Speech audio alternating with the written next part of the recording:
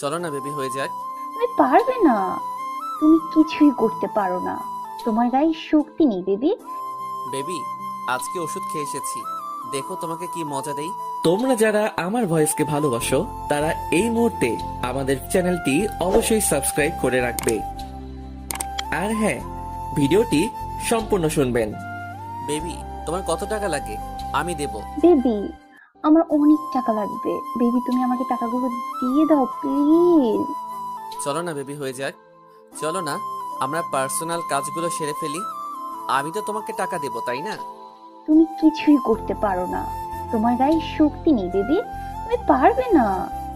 Baby, আজকে ওষুধ খেয়ে এসেছি, দেখো তোমাকে কি মজা দেই।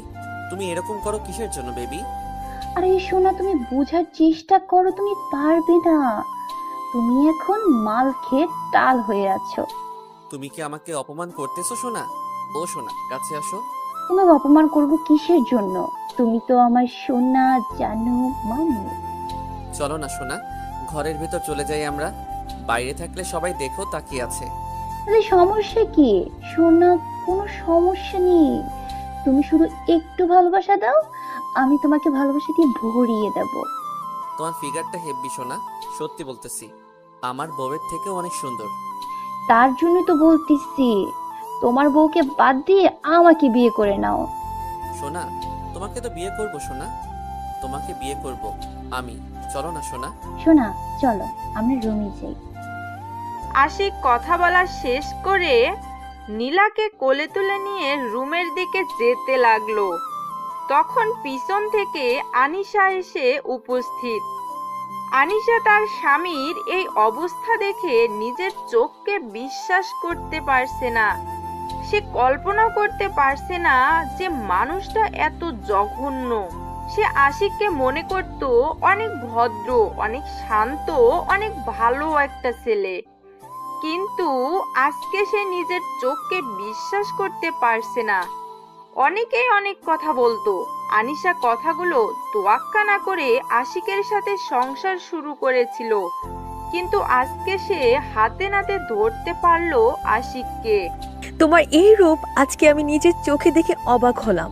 তুমি যে এতটা জঘন্য মানুষ আমি কখনো কল্পনা করতে পারিনি। আমি নিজের চোখে দেখে বিশ্বাস করতে পারছি না যে মানুষটা আমাকে এত ভালোবাসে সেই মানুষটা এতটা জঘন্য। ছি!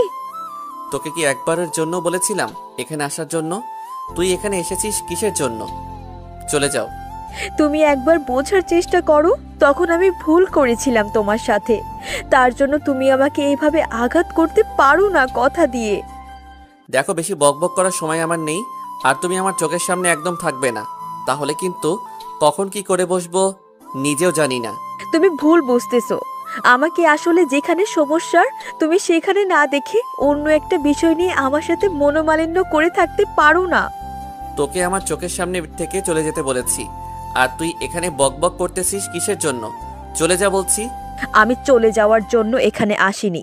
তুমি আমার সাথে এরকম ব্যবহার করতে পারো না। তোমার কাছে আমি এরকম ব্যবহার আশা করিনি। তুমি একটু বোঝার চেষ্টা করো, তুমি তো অবুঝ না। দেখো, ভালো হবে না বলে দিচ্ছি, চলে যাও। আমি চলে যাবার জন্য এখানে আসিনি। আমি আমার অধিকারটা নিতে এখানে এসেছি।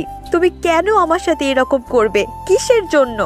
তোকে বলতেছি তুই এখান থেকে চলে যা, তারপর বারবার কেন কানের কাছে ঘ্যান ঘ্যান করতেছিস? তোমাকে বলতেছি না, আমি আমার অধিকার নেওয়ার জন্য এখানে এসেছি।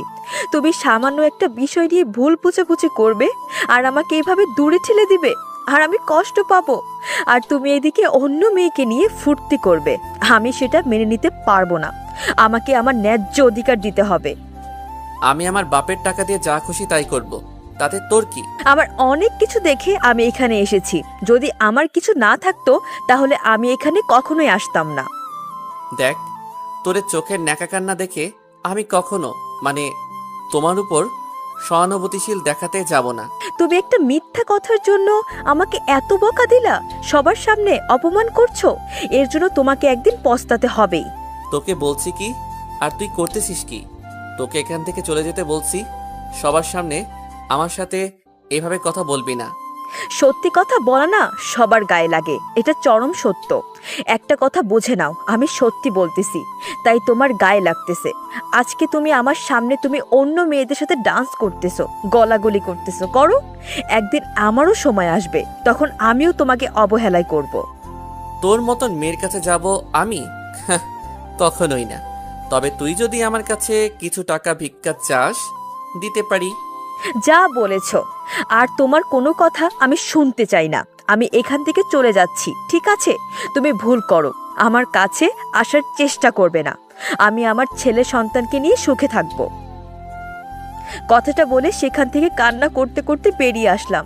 এখন কান্না ছাড়া আমার জীবন সঙ্গী আর কেউ হবে না, কারণ যে প্রিয় মানুষটা আমায় ধোঁকা দিল সে এসেছিল একটা হঠাৎ ঝড়ের রাতে আমার কাছে, আর হঠাৎ চলে গেল একদম বিদ্যুৎ গতিতে আমার জীবন থেকে। আমি কখনো কল্পনা করিনি সে আমাকে ছেড়ে চলে যাবে, আমাকে এতটা ভালোবেসেছিল। কিন্তু হঠাৎ হঠাৎ করে তার কি হয়ে গেল আমি বুঝতে পারলাম না।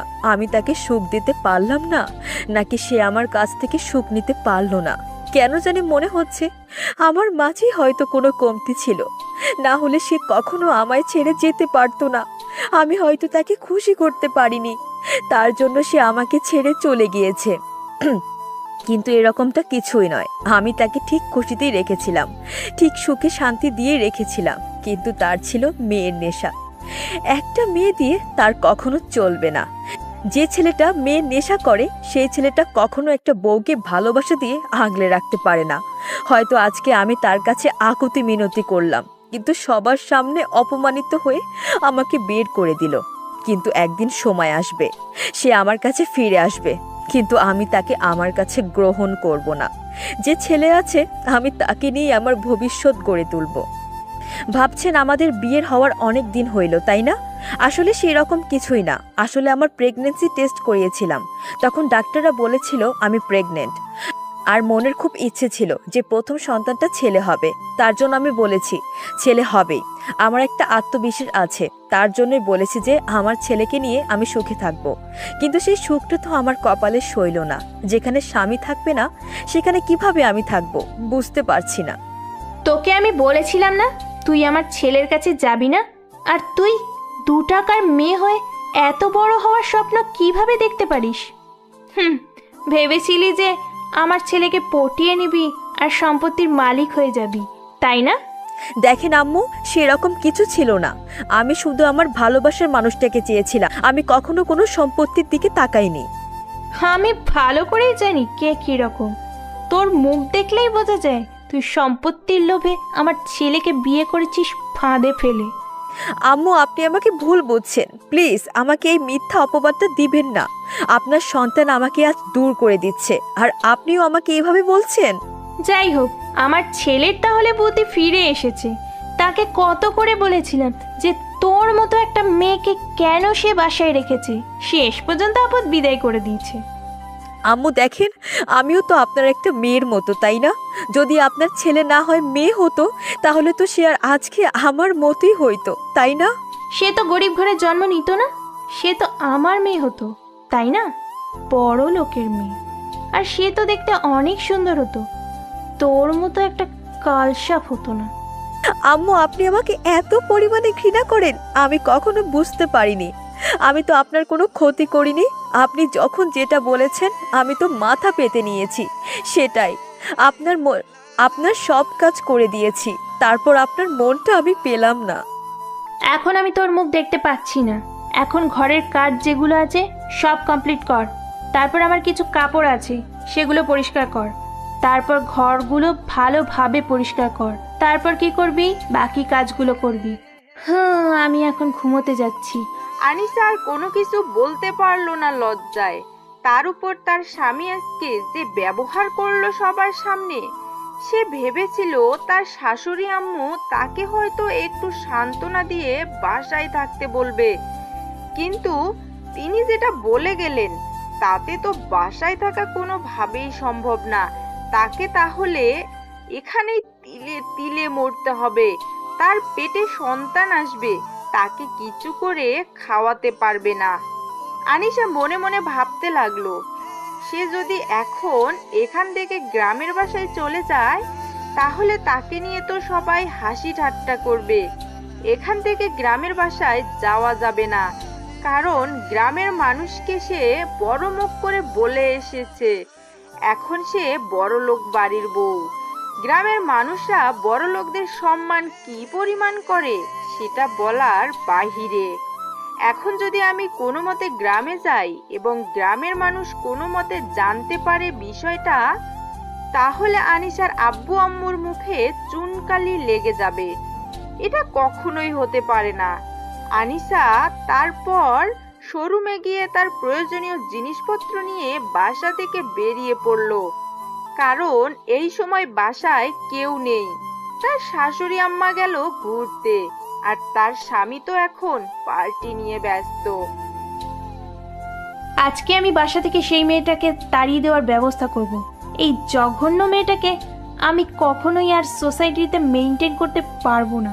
গ্রামের খ্যাতমার্কা একটা মেয়ে। মেয়েটা হতে পারে গ্রামের, হতে পারে, কিন্তু তার মাঝে অনেক গুণ আছে যেটা তুমি উপলব্ধি করতে পারো না।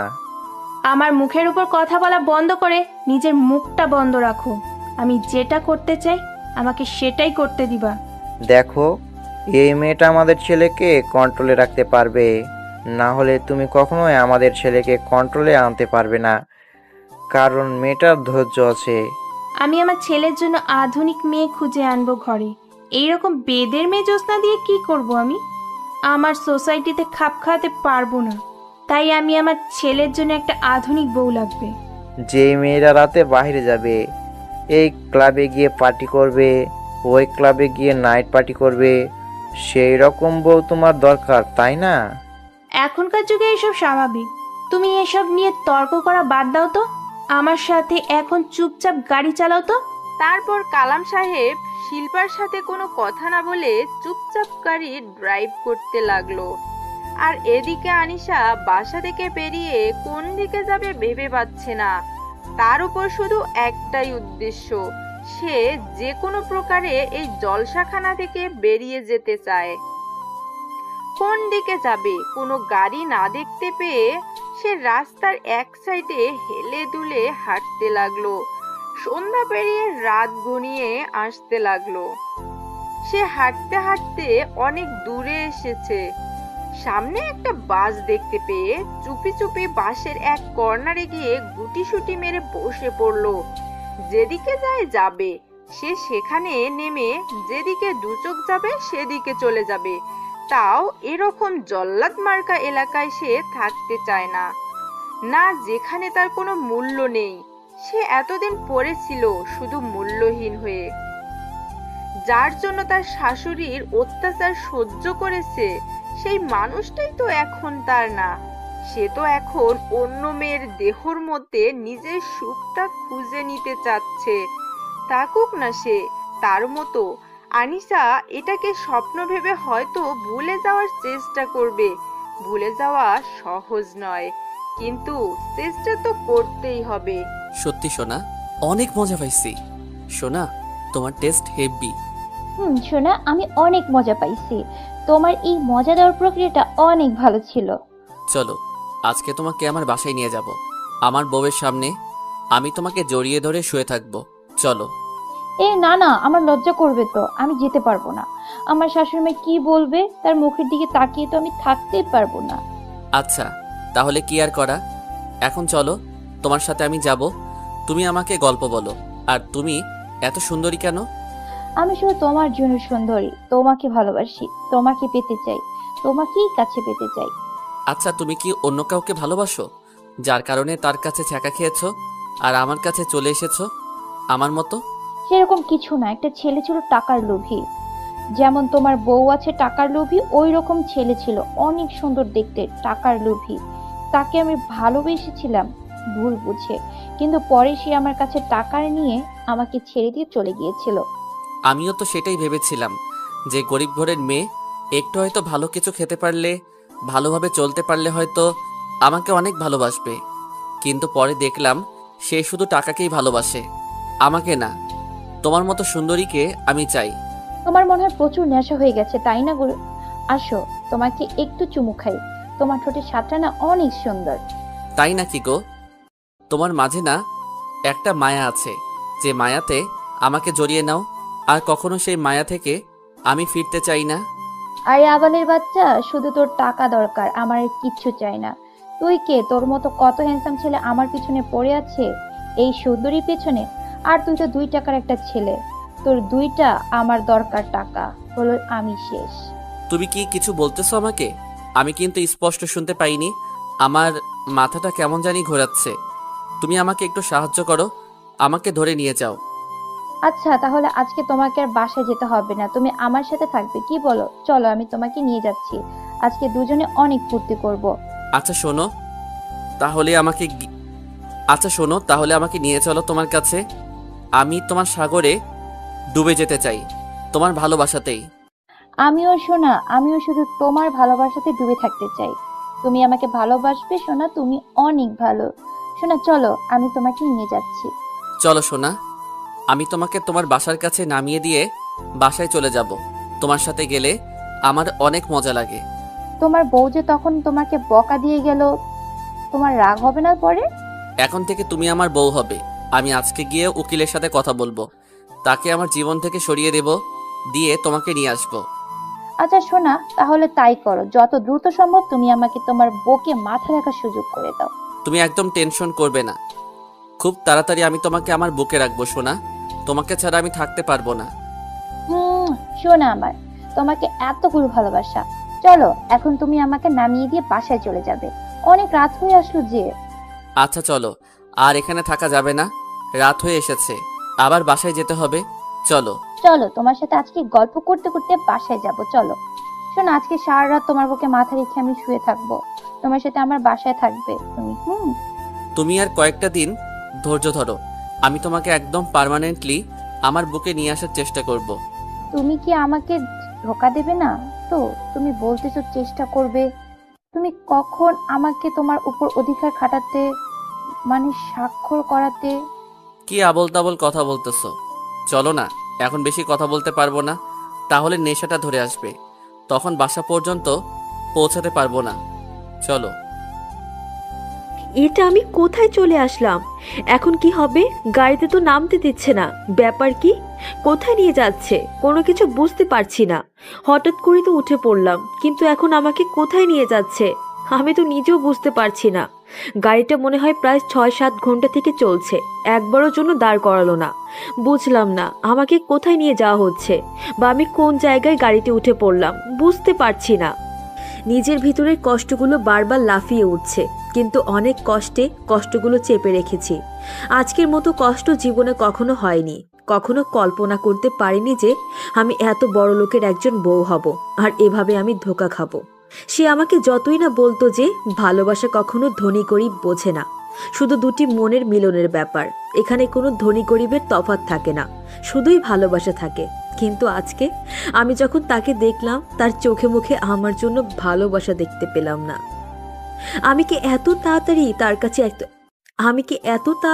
তার কাছে এতটা বিরক্তির কারণ হয়ে গেলাম যে তার কাছে আমি আমার ভালোবাসাটা পর্যন্ত পেলাম না, শুধু অবহেলাই পেয়ে গেলাম? কেন কেন তাহলে আমাকে তুমি বিয়ে করলে? কেন তাহলে আমার জীবনটা নিয়ে ছিনেমিনে করলেন আপনি? কেন? আমি তো আপনার জীবনে আসিনি, আপনি আমার জীবনে এসেছিলেন, আমি বাধা করেছিলাম, তারপরও এসেছিলেন, কিন্তু তার প্রতিদান আজকে আমাকে এই কঠিন সময় পার করতে হচ্ছে। আমি কখনো কল্পনা করতে পারিনি। হঠাৎ করে বাসের একজন লোক বলে উঠল, ওস্তাদ গাড়িটা দাঁড় করেন। তার কিছুক্ষণ পর এই গাড়িটা দাঁড় করানো হলো, আর একটা জায়গায় নাম বলা হলো। সেই জায়গার মানুষগুলো নেমে যাচ্ছে, থেকে থেকে কয়েকজন নেমে গেল, 5-6 জন। একবার ভাবলাম যে এখনই নেমে যাব, কিন্তু জানালা দিয়ে উকি দিয়ে দেখলাম যে এখনো রাতের রেশ কাটেনি, ভোরের আলো এখনো স্পষ্ট হয়নি। আমি এইরকম একটা মেয়ে মানুষ, এখনো ভোরের আলো স্পষ্ট হয়নি, যদি বাইরে যাই, আবার যদি কোনো দুর্ঘটনা ঘটে আমার সাথে। এমনিতেই নিজের ভিতরে আর কোনো কিছুর বেঁচে থাকার নেই, বেঁচে থাকার ইচ্ছা পর্যন্ত আর নেই, কিন্তু কি করব? পেটের ভিতরে যে একটা কোমল প্রাণ বেড়ে উঠেছে, তার জন্য আমাকে এই পৃথিবীতে বেঁচে থাকতে হবে।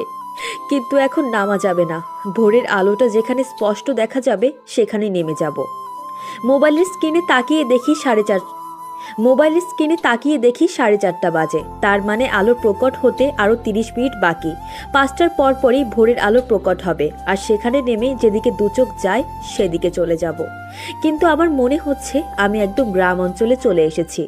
এখন আমাকে এখানে এসে জীবিকা নির্বাহ করতে হবে যে কোনো প্রকারে। কিন্তু আমি তো এই এলাকার কিছু চিনি না। কোন দিকে যাব বা কোন দিকে গেলে কি সাহায্য পাবো বুঝতে পারছি না। নামতে আগে হবে, তারপরে বাকিটা দেখা যাবে। তারপর কিছুক্ষণ পর আবার একজন লোক বলে উঠল, উস্তাদ গাড়ি দাঁড় করান, কিছু মানুষ নামবে। সঙ্গে সঙ্গে গাড়ির ড্রাইভার গাড়িটা দাঁড় করালেন, আর বেশ কিছু মানুষ নেমে গেলেন। এখন দেখছি যে ভোরের যে ঘুটঘুটে অন্ধকারটা সেটা আছে পুরো পৃথিবীর বুকে। এই অন্ধকারটা এখন আমার সাথে ভালোই মানাচ্ছে, কারণ আমার ভেতরটা তো অন্ধকারে ছেয়ে গেছে। আমার ভেতরে তো আলো বলতে কোনো কিছুই নেই। বেঁচে থাকার যে স্বপ্ন দেখেছিলাম, যার হাত ধরে বেঁচে থাকতে চেয়েছিলাম সারাটা জীবন, যার সাথে সুখ দুঃখের গল্প করতে চেয়েছিলাম, সেই মানুষটি তো আমাকে। তারপর ভোরের আলোটা প্রকট হতে লাগলো। আস্তে আস্তে পুরো পৃথিবীর বুকে আলো ছড়িয়ে পড়তে লাগলো। আর তখনই গাড়ির লোকটা আবার বলে উঠল যে এখানেই নাকি কিছু মানুষ নামবে। আমিও স্থির করলাম আমি এখানে নেমে যাব, আর সামনে যাব না। বাস থেকে নেমে এসে চারদিকে তাকিয়ে দেখলাম কোনো কিছু সুবিধার মনে হচ্ছে না। এখানকার লোকগুলো শুধু আমার দিকে তাকিয়ে আছে। দেখলাম পাশ থেকে কয়েকটা মহিলা নামলো। আমিও তাদের পাশে গিয়ে দাঁড়িয়ে পড়লাম, আর লোকগুলো তাদের মতো যেতে লাগলো যে যার গন্তব্যে। মনে হচ্ছে অনেকদিন পর তারা বাসায় ফিরে এসেছে। গাড়ি থেকে নেমেই যে যার মতো চলে যেতে লাগলো। কেউ কারো জন্য অপেক্ষা করে না। সবাই সবার ভালোবাসার মানুষ আর প্রিয় মানুষের মুখখানা দেখতে চায়, প্রিয় পরিবারের সাথে মিলিত হতে পারবে কতদিন পর। সবার মুখে শুধু মৃদু হাসি। আমি একটা চায়ের দোকানে গিয়ে বসে পড়লাম। কি করব, একটা মেয়ে মানুষ। হঠাৎ করে একটা চায়ের দোকানে প্রবেশ করেছি, তাও আবার গ্রাম অঞ্চলের সবাই আমার দিকে অবাক দৃষ্টিতে তাকিয়ে আছে, কারণ নিজের ভিতর কেমন যেন করতে লাগলো। কি আর করার, তাও সেখানে একটা রুটি আর একটা কলা খেয়ে নিলাম। কি রে গ্রামের খ্যাতমার্কা মেয়ে, কোথায় তুই? আমার বাসার সকালের কাজগুলো কে করবে? এত বেলা হয়ে গেছে আর তুই এখানে ঘুমিয়ে আছিস, ব্যাপার কি? শিল্পা বেগম কথাগুলো একাই একাই বলতেছে, কিন্তু তিনি মনে করতেছে হয়তো ঘরে আনিশা আছে। কিন্তু তিনি তো আর জানে না যে আনিশা চিরতরে তাদের এই যন্ত্রণা থেকে মুক্তি নিয়ে এখান থেকে চলে গিয়েছে। কি রে, কথা বলছিস না কিসের জন্য? নাকি রাতে কোথাও গিয়েছিলি আবার? আমার ছেলে তোকে বাদ দিয়ে দেবে? অন্য কোনো ছেলের কাছে গিয়েছিলি নাকি? তার কথার কোনো জবাব আসছে না দেখে তার মেজাজটা আর অনেক কিটকিটে হয়ে গেল। তার এখন ইচ্ছা করছে আনিশাকে পিটাবে। কিন্তু তিনি যখন রুমের দরজায় ধাক্কা দিলেন, তখন দেখলেন যে আপনা আপনি রুমের দরজাটা খুলে গেল। ব্যাপার কি, তিনি বেশ অবাক।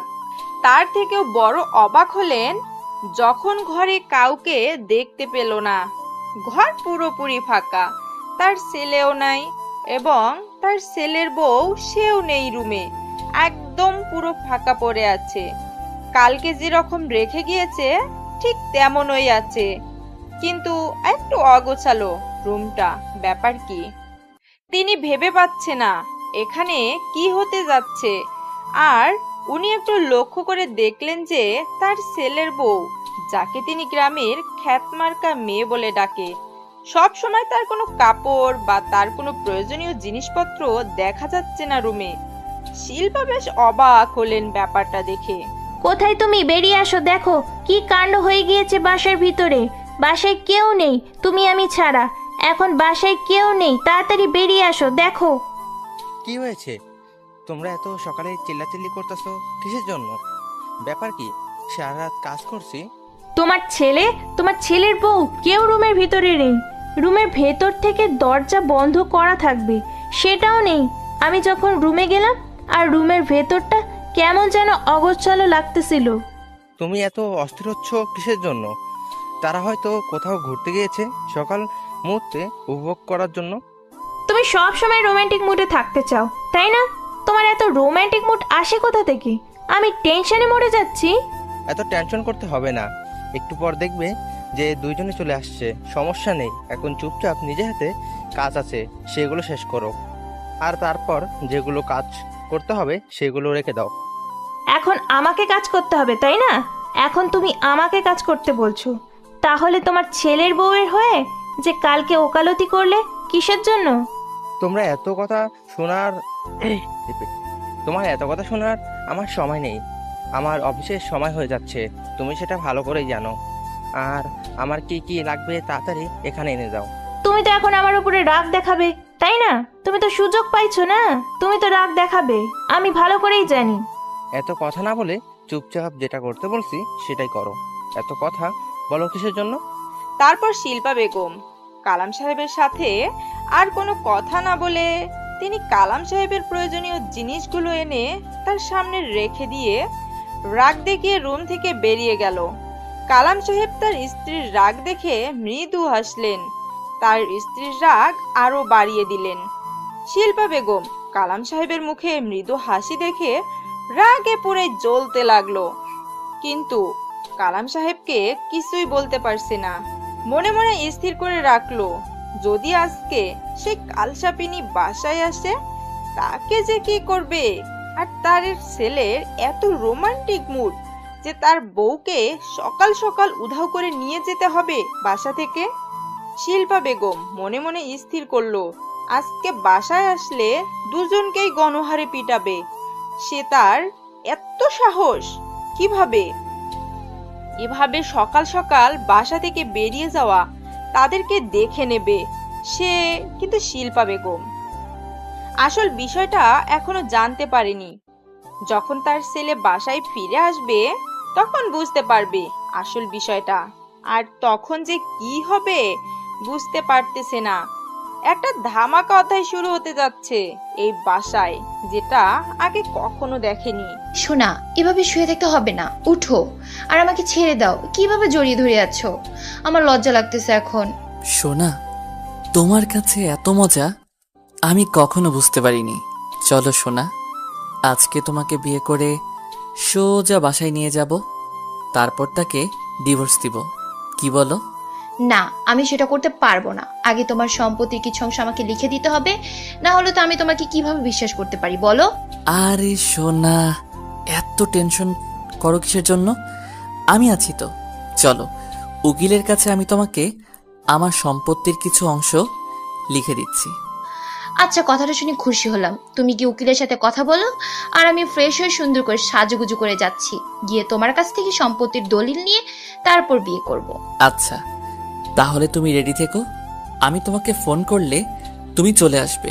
কথাটা বলে আশিক সেখান থেকে বেরিয়ে সোজা কাজী অফিসে, আর তার উকিলকে ফোন করে সেই কাজী অফিসে আসতে বলল। তার মাথায় এখন শুধুই নীলা নামের সেই মেয়েটা ঘুরপাক খাচ্ছে। তার যে একটা বউ আছে সেই কথা ভুলেই গিয়েছে। মানুষের যখন অতিরিক্ত টাকা হয় তখন যেটা হয় আর কি, সেটাই হচ্ছে এখন আশিকের ক্ষেত্রে। এক বাপের এক বেটা, ভাই বোন কেউ নেই। যখন যেটা ইচ্ছা, যখন যেটা খুশি সেটাই করে। আর এখন একটা মেয়ের জীবন নিয়ে চিনিমিনি খেলতেছে। আর যে মেয়েটার পাল্লায় এখন সে পড়েছে সে তো আশিককে ধ্বংস করবে, এটা তার লক্ষ্য। আশিক বেকুবের মতো কাজ করতেছে, সে বুঝতেছে না সে কি করতে যাচ্ছে। তার মনে এখন যত জ্বালা, কারণ সে এখন মেয়ের নেশায় পড়ে গিয়েছে। একটা মানুষ কখন এতটা নষ্ট হয়ে যায় জানেন? যখন তার অতিরিক্ত টাকা হয়ে যায়। সে হয়তো জানে না মেয়ে মানুষ একটা সফল মানুষকে পতনের দিকে নিয়ে আসতে বেশি দিন সময় নেয় না, কারণ তারা মেয়ে জাতি। এই যে ভাইয়া, শুনছেন? আমি এই এলাকায় নতুন, আমাকে কি এখানে একটু জায়গা দেখে দিতে পারবেন? আচ্ছা আপু, বলেন কোথায় যাবেন, আমি আপনাকে সেখানে রেখে আসবো। আসলে ভাইয়া, আমি শহর থেকে এসেছি এখানে কাজের সন্ধানে, কারণ আমার শহরে কিছু পার্সোনাল সমস্যা, ফ্যামিলিগত সমস্যার কারণে আমি সব ছেড়ে এসেছি। আচ্ছা আপু, আপনি কি কি কাজ করতে পারেন, আর আপনি যেহেতু শহরের মেয়ে কি কি ধরনের কাজ করতে পারেন যদি বলেন তাহলে আপনাকে সেইভাবে সাহায্য করতে পারবো। আসলে ভাইয়া আমি ভালো রান্না করতে পারি। এখানে কি কোনো মেয়েদের হোটেল আছে যেখানে মেয়েরা কাজ করে এরকম? আসলে আপু, আমার দাদিমা এখানে একটা রেস্টুরেন্ট চালায়। আসলে এখানে একটা পর্যটক কেন্দ্র আছে, তো সেখানে মানুষ আসা যাওয়া করে, আর সেখানে আমাদের একটা রেস্টুরেন্ট আছে। আপনি ভালো রান্না করতে পারেন, আমার সাথে যেতে পারেন। আচ্ছা, তাহলে তো অনেক ভালো হয় ভাইয়া। আপনি যে আমার এত বড় উপকার করবেন আমি কল্পনাও করতে পারিনি। আপনি বলছেন আপনি ভালো রান্না করতে পারেন, এখন আপনার রান্না পরীক্ষা করে দিতে হবে। যদি ভালো করতে পারেন তাহলে রাখা যাবে, আর না হলে আমি আপনাকে অন্য কোথাও কাজ খুঁজে দেব। আমাদের ওখানে রাখতে পারবো না। আচ্ছা ভাইয়া, কোনো সমস্যা নেই, আমার কোনো সমস্যা হবে না। তুমি নিয়ে চলো, আমি পরীক্ষা দিতে প্রস্তুত। আপনি মন খারাপ করবেন না, কারণ আমাদের রেস্টুরেন্টটা অনেক পপুলার আর জনপ্রিয়তা সবার কাছে। যদি জনপ্রিয়তা বজায় রাখতে না পারি তখন তো সমস্যা হয়ে দাঁড়াবে, তাই না? আমি বুঝতে পেরেছি ভাইয়া, আমাকে বোঝাতে হবে না। আপনি আমাকে নিয়ে চলেন, আমি পরীক্ষা দিব। যদি পরীক্ষায় উত্তীর্ণ হই তাহলে আমাকে রাখবেন। আচ্ছা আপু, তাহলে আপনি আমার সাথে চলেন, আমি আপনাকে নিয়ে যাচ্ছি। তারপর আনিশা সেই ছেলেটার সাথে যেতে লাগলো। বেশিক্ষণ হাঁটতে হলো না, অল্প কিছুক্ষণ পরেই তাদের সেই রেস্টুরেন্টটা দেখা যাচ্ছিল। ছেলেটা হাত দিয়ে ইশারা করে আনিশাকে দেখিয়ে দিল রেস্টুরেন্টটা। আনিশা দেখে বেশ অবাক হলো। এই গ্রাম অঞ্চলে এত বড় রেস্টুরেন্ট সে কল্পনাও করতে পারছে না। আসলে রেস্টুরেন্টটা দেখতে অনেক সুন্দর, আর ছেলেটাকে দেখে মনে হচ্ছে না ছেলেটা সেখানের মালিক। এমন সিম্পল ভাবে চলাফেরা করে। তারপর আনিশা ছেলেটার সাথে গল্প করতে করতে রেস্টুরেন্টের কাছে গিয়ে দেখে রেস্টুরেন্টে অনেক মানুষজন অপেক্ষা করতেছে তাদের রান্না খাওয়ার জন্য। আনিশা এত মানুষকে দেখে প্রথমে ভেঙে পড়ল, কারণ সে যদি ভালো মতো রান্না করতে না পারে তাহলে সে এখানে থাকতে পারবে না। তখন যে তার কি হবে ভেবে পাচ্ছে না। আনিশা নিজের মনের ভিতর আত্মবিশ্বাসটা জাগিয়ে তোলার চেষ্টা করতেছে। সে নিজেকে নিজেই বলতেছে, আনিশা তুই পারবি, তুই পারবি, তোকে পারতেই হবে। তারপর ছেলেটা আনিশাকে সঙ্গে করে নিয়ে রেস্টুরেন্টের ভিতর প্রবেশ করে। যেখানে খাবার তৈরি করা হয় সেখানে নিয়ে আসলো, রান্নাঘরে নিয়ে আসলো, আর সেখানে তার দাদিমাকে দেখলো আনিশা।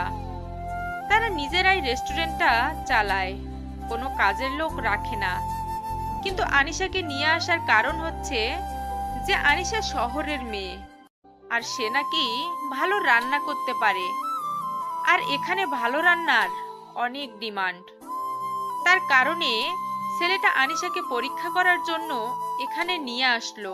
যদি আনিশা ভালো পারফরমেন্স করতে পারে তাহলে তাকে রেখে দিবে, আর সামান্য কিছু মাইনে দিয়েই রেখে দিবে এখানে।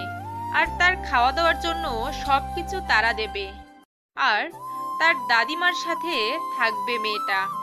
তার জন্য ছেলেটা তাকে নিয়ে আসলো, না হলে কখনোই আনিশাকে এখানে আনতো না ছেলেটা। এখানে সবকিছু রেডি করা আছে, দেখে শুনে সুন্দর করে এই মাংসটা রান্না করেন। আর এগুলো আমাদের খাওয়ার জন্য সবার, তাই ভালো করে রান্না করবেন, আর এর উপর আপনার মার্কস দেওয়া হবে। দোয়া করবেন যাতে করে ভালো কিছু করতে পারি। আর আমার আত্মবিশ্বাস আছে আমি ভালো রান্না করতে পারি, আর এখানেও ভালো কিছুই করে দেখাবো। জি আপু, একদম দোয়া করলাম মন থেকে। আমিও চাচ্ছি, আপনি যেহেতু শহর থেকে এসেছেন আর আপনাকে দেখে মনে হচ্ছে অনেকটা অসহায়, আপনার মুখ দেখে বুঝতে পারতেছি, কারণ নিয়ে আসলাম। তাহলে কখনো নিয়ে আসতাম না, না কারণ আমার দাদিমা যেটা রান্না করে সেটা অনেক সুস্বাদু হয়। আমি বুঝতে পেরেছি ভাইয়া তোমার কথা। আমি আমার সর্বোচ্চ দিয়ে চেষ্টা করব রান্নাগুলো ভালো করার জন্য। তুমি শুধু আমার জন্য দোয়া করো যাতে করে আমি এখানেই থাকতে পারি। আচ্ছা তাহলে রান্না করেন, আর যদি কিছু লাগে তাহলে আমাকে বলতে পারেন, আমি নিয়ে এসে দিচ্ছি। পরে আবার সমস্যার কথা বলতে পারবেন না, এখন সবকিছু দেখে নেন। আমি তো সবকিছু দেখতে পারতেছি। আমি যেগুলো দিয়ে রান্না করতে পারবো সেগুলো সব কিছু এখানে আছে, কোনো সমস্যা হবে না। আমি সুন্দর করে রান্না করে দিচ্ছি, তারপর পরীক্ষা নিয়ে টেস্ট করে বলিয়েন, সমস্যা নাই। এই নাও তোমার ভাগের সম্পত্তির দলিল, এখন চলো বিয়ে করব, বিয়ে করব। এখন চলো বিয়ে করব, বিয়ে করব। কিসের বিয়ের আগে তুমি সবকিছু আমাকে ঠিকঠাক করে দাও। সবকিছু ঠিকঠাক আছে, আমি স্বাক্ষর পর্যন্ত দিয়ে দিয়েছি। দেখো সব কিছু ঠিকঠাক আছে। এখন থেকে এই সম্পত্তির মালিক শুধু তুমি, এখানে কেউ হাত লাগাতে পারবে না। আচ্ছা তাহলে আমি তোকে বিয়ে করব কিসের জন্য? তুই কোথাকার আবাল? কি বলতেছো? মাথা ঠিক আছে? তুমি আমাকে ধোকা দিচ্ছ? এটা ঠিক না। তুমি কিন্তু কথা দিয়েছো আমাকে। কথা দিয়েছি সেটা ঠিক আছে, এখন কথা রাখতে পারবো না, কারণ তুই তো কালকে আমাকে সারা রাত খেয়েছিস। দেখো তুমি এরকম করতে পারো না আমার সাথে। তুমি আমার সাথে ধোকাবাজি করতে পারো না। তুমি আমাকে নিয়ে খেলতে পারো না। যে ছেলের ঘরে এত সুন্দর বউ রেখে আমার পেছনে লেগে থাকতে পারে, আমি কোন বিশ্বাসে তোর ঘরে বউ হবো বল? এরকমটা কিন্তু কথা ছিল না। আমি শুধু তোমাকে ভালোবেসেছিলাম। তুমি আমার সাথে এরকমটা করতে পারো না। মাত্র 2 দিনের পরিচয় আমাদের, তাতে তুই আমাকে ভালোবেসেছিলে? তোর যে ঘরে বউ রেখে আসছিস সেটা তো আমি দেখেছি, তাই না? তোর বউটা কিন্তু অনেক সুন্দর, হেব্বি আমার থেকেও। দেখো তোমার কথা মতো আমি সব কিছু দিয়ে দিয়েছি। এখন তুমি তোমার কথা রাখবে। আমার সাথে তুমি বেইমানি করতে পারো না। তুমিও বেঈমান, আমি না বেঈমান, সমান সমান, কেউ কাউকে তো অপবাদ দিতে পারে না। তুমিও বেঈমানি করছো আমার সাথে, আমিও তোমার সাথে করলাম, ঝামেলা শেষ। এখন তুমি তোমার রাস্তায়, আমি আমার রাস্তায়। তাহলে তুমি আমার সম্পত্তি আমাকে ফিরিয়ে দাও, না হলে আমি পথের ফকির হয়ে যাব। তুমি আমার সম্পত্তি আমাকে দিয়ে দাও বলছি। তোর মতো বেঈমান পথের ফকির হওয়া উচিত, যে বউকে বিশ্বাস করতে পারে না। তুমি এসব কি আবল তাবল কথা বলতেছো? তুমি না দেখলে মেয়েটা টাকার লোভী, আর এখন তো দেখতেছি তুমিও। আমি মেয়েটার বিষয়ে সব খবর নিয়েছি, বুঝছিস? তোকে আর বলতে হবে না মেয়েটা কিরকম, কতটা সহজ সরল, তুই তাকে কিভাবে ব্যবহার করিস আমি ভালো করে খোঁজ খবর নিয়ে দেখেছি, আমাকে বলতে হবে না। কথাটা বলে নীলা সম্পত্তির পেপারটা হাতে নিয়ে চলে গেল আর আশিককে বলে গেল সে যেটা সম্পত্তির মালিক, এখন যা পায় সবকিছু বুঝে নিবে পরশুদিনের মধ্যেই। এখন সে এখান থেকে চলে যাচ্ছে। আর আশিককে বলে গেল আর যেন ভুল করেও তার পিছনে না যায়, তাহলে কিন্তু তার লাশ আর ফেরত আসবে না। আশিক কি করবে না করবে ভেবে পাচ্ছে না, একদম দিশাহারা হয়ে যাচ্ছে। কি করলো সে ভেবে পাচ্ছে না। তার অর্ধেক সম্পত্তি সেখানে ছিল, সে ভেবেছিল তারা থাকা মানে তারও সেখানে অধিকার থাকবে। তারা তো এক হচ্ছে, তাহলে সমস্যা কোথায়? আমি থাকলেই চলবে, এটা ভেবে অর্ধেক সম্পত্তি লিখে দিয়েছে, তাও আবার যেগুলো টপ বিজনেসে আছে এখন সেগুলো। আশিক ভেবে পাচ্ছে না তার এখন কি করা উচিত। তার মাথায় মনে হচ্ছে আকাশ ভেঙে পড়েছে। সে এখন কি করবে না করবে ভেবে পাচ্ছে না। তার মাথা পুরোই হ্যাং। সে কোথায় যাবে, কি করবে? বাসায় যাবে কি করে? তার আব্বুকে সে মুখ দেখাবে কি করে? সে চুপচাপ একদম নিস্তব্ধ হয়ে পায়ে হেঁটে হেঁটে 5 কিলোমিটার জায়গা বাসায় এসে রুমের ভিতর গিয়ে দরজা বন্ধ করে লাইট অফ করে একদম অন্ধকার বিছানায় শুয়ে পড়ল। তার এখন কোনো কিছুই নেই, তার না আছে কোনো সঙ্গী, না আছে তার সম্পত্তি।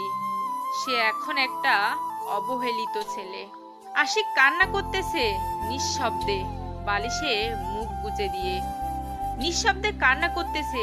আর সে ভাবতেছে আনিশার সাথে কত খারাপ ব্যবহার করেছিল, তারপরও মেয়েটা তাকে কখনো একা ছেড়ে দেয়নি, সব সময় তার সাথে লেগেছিল।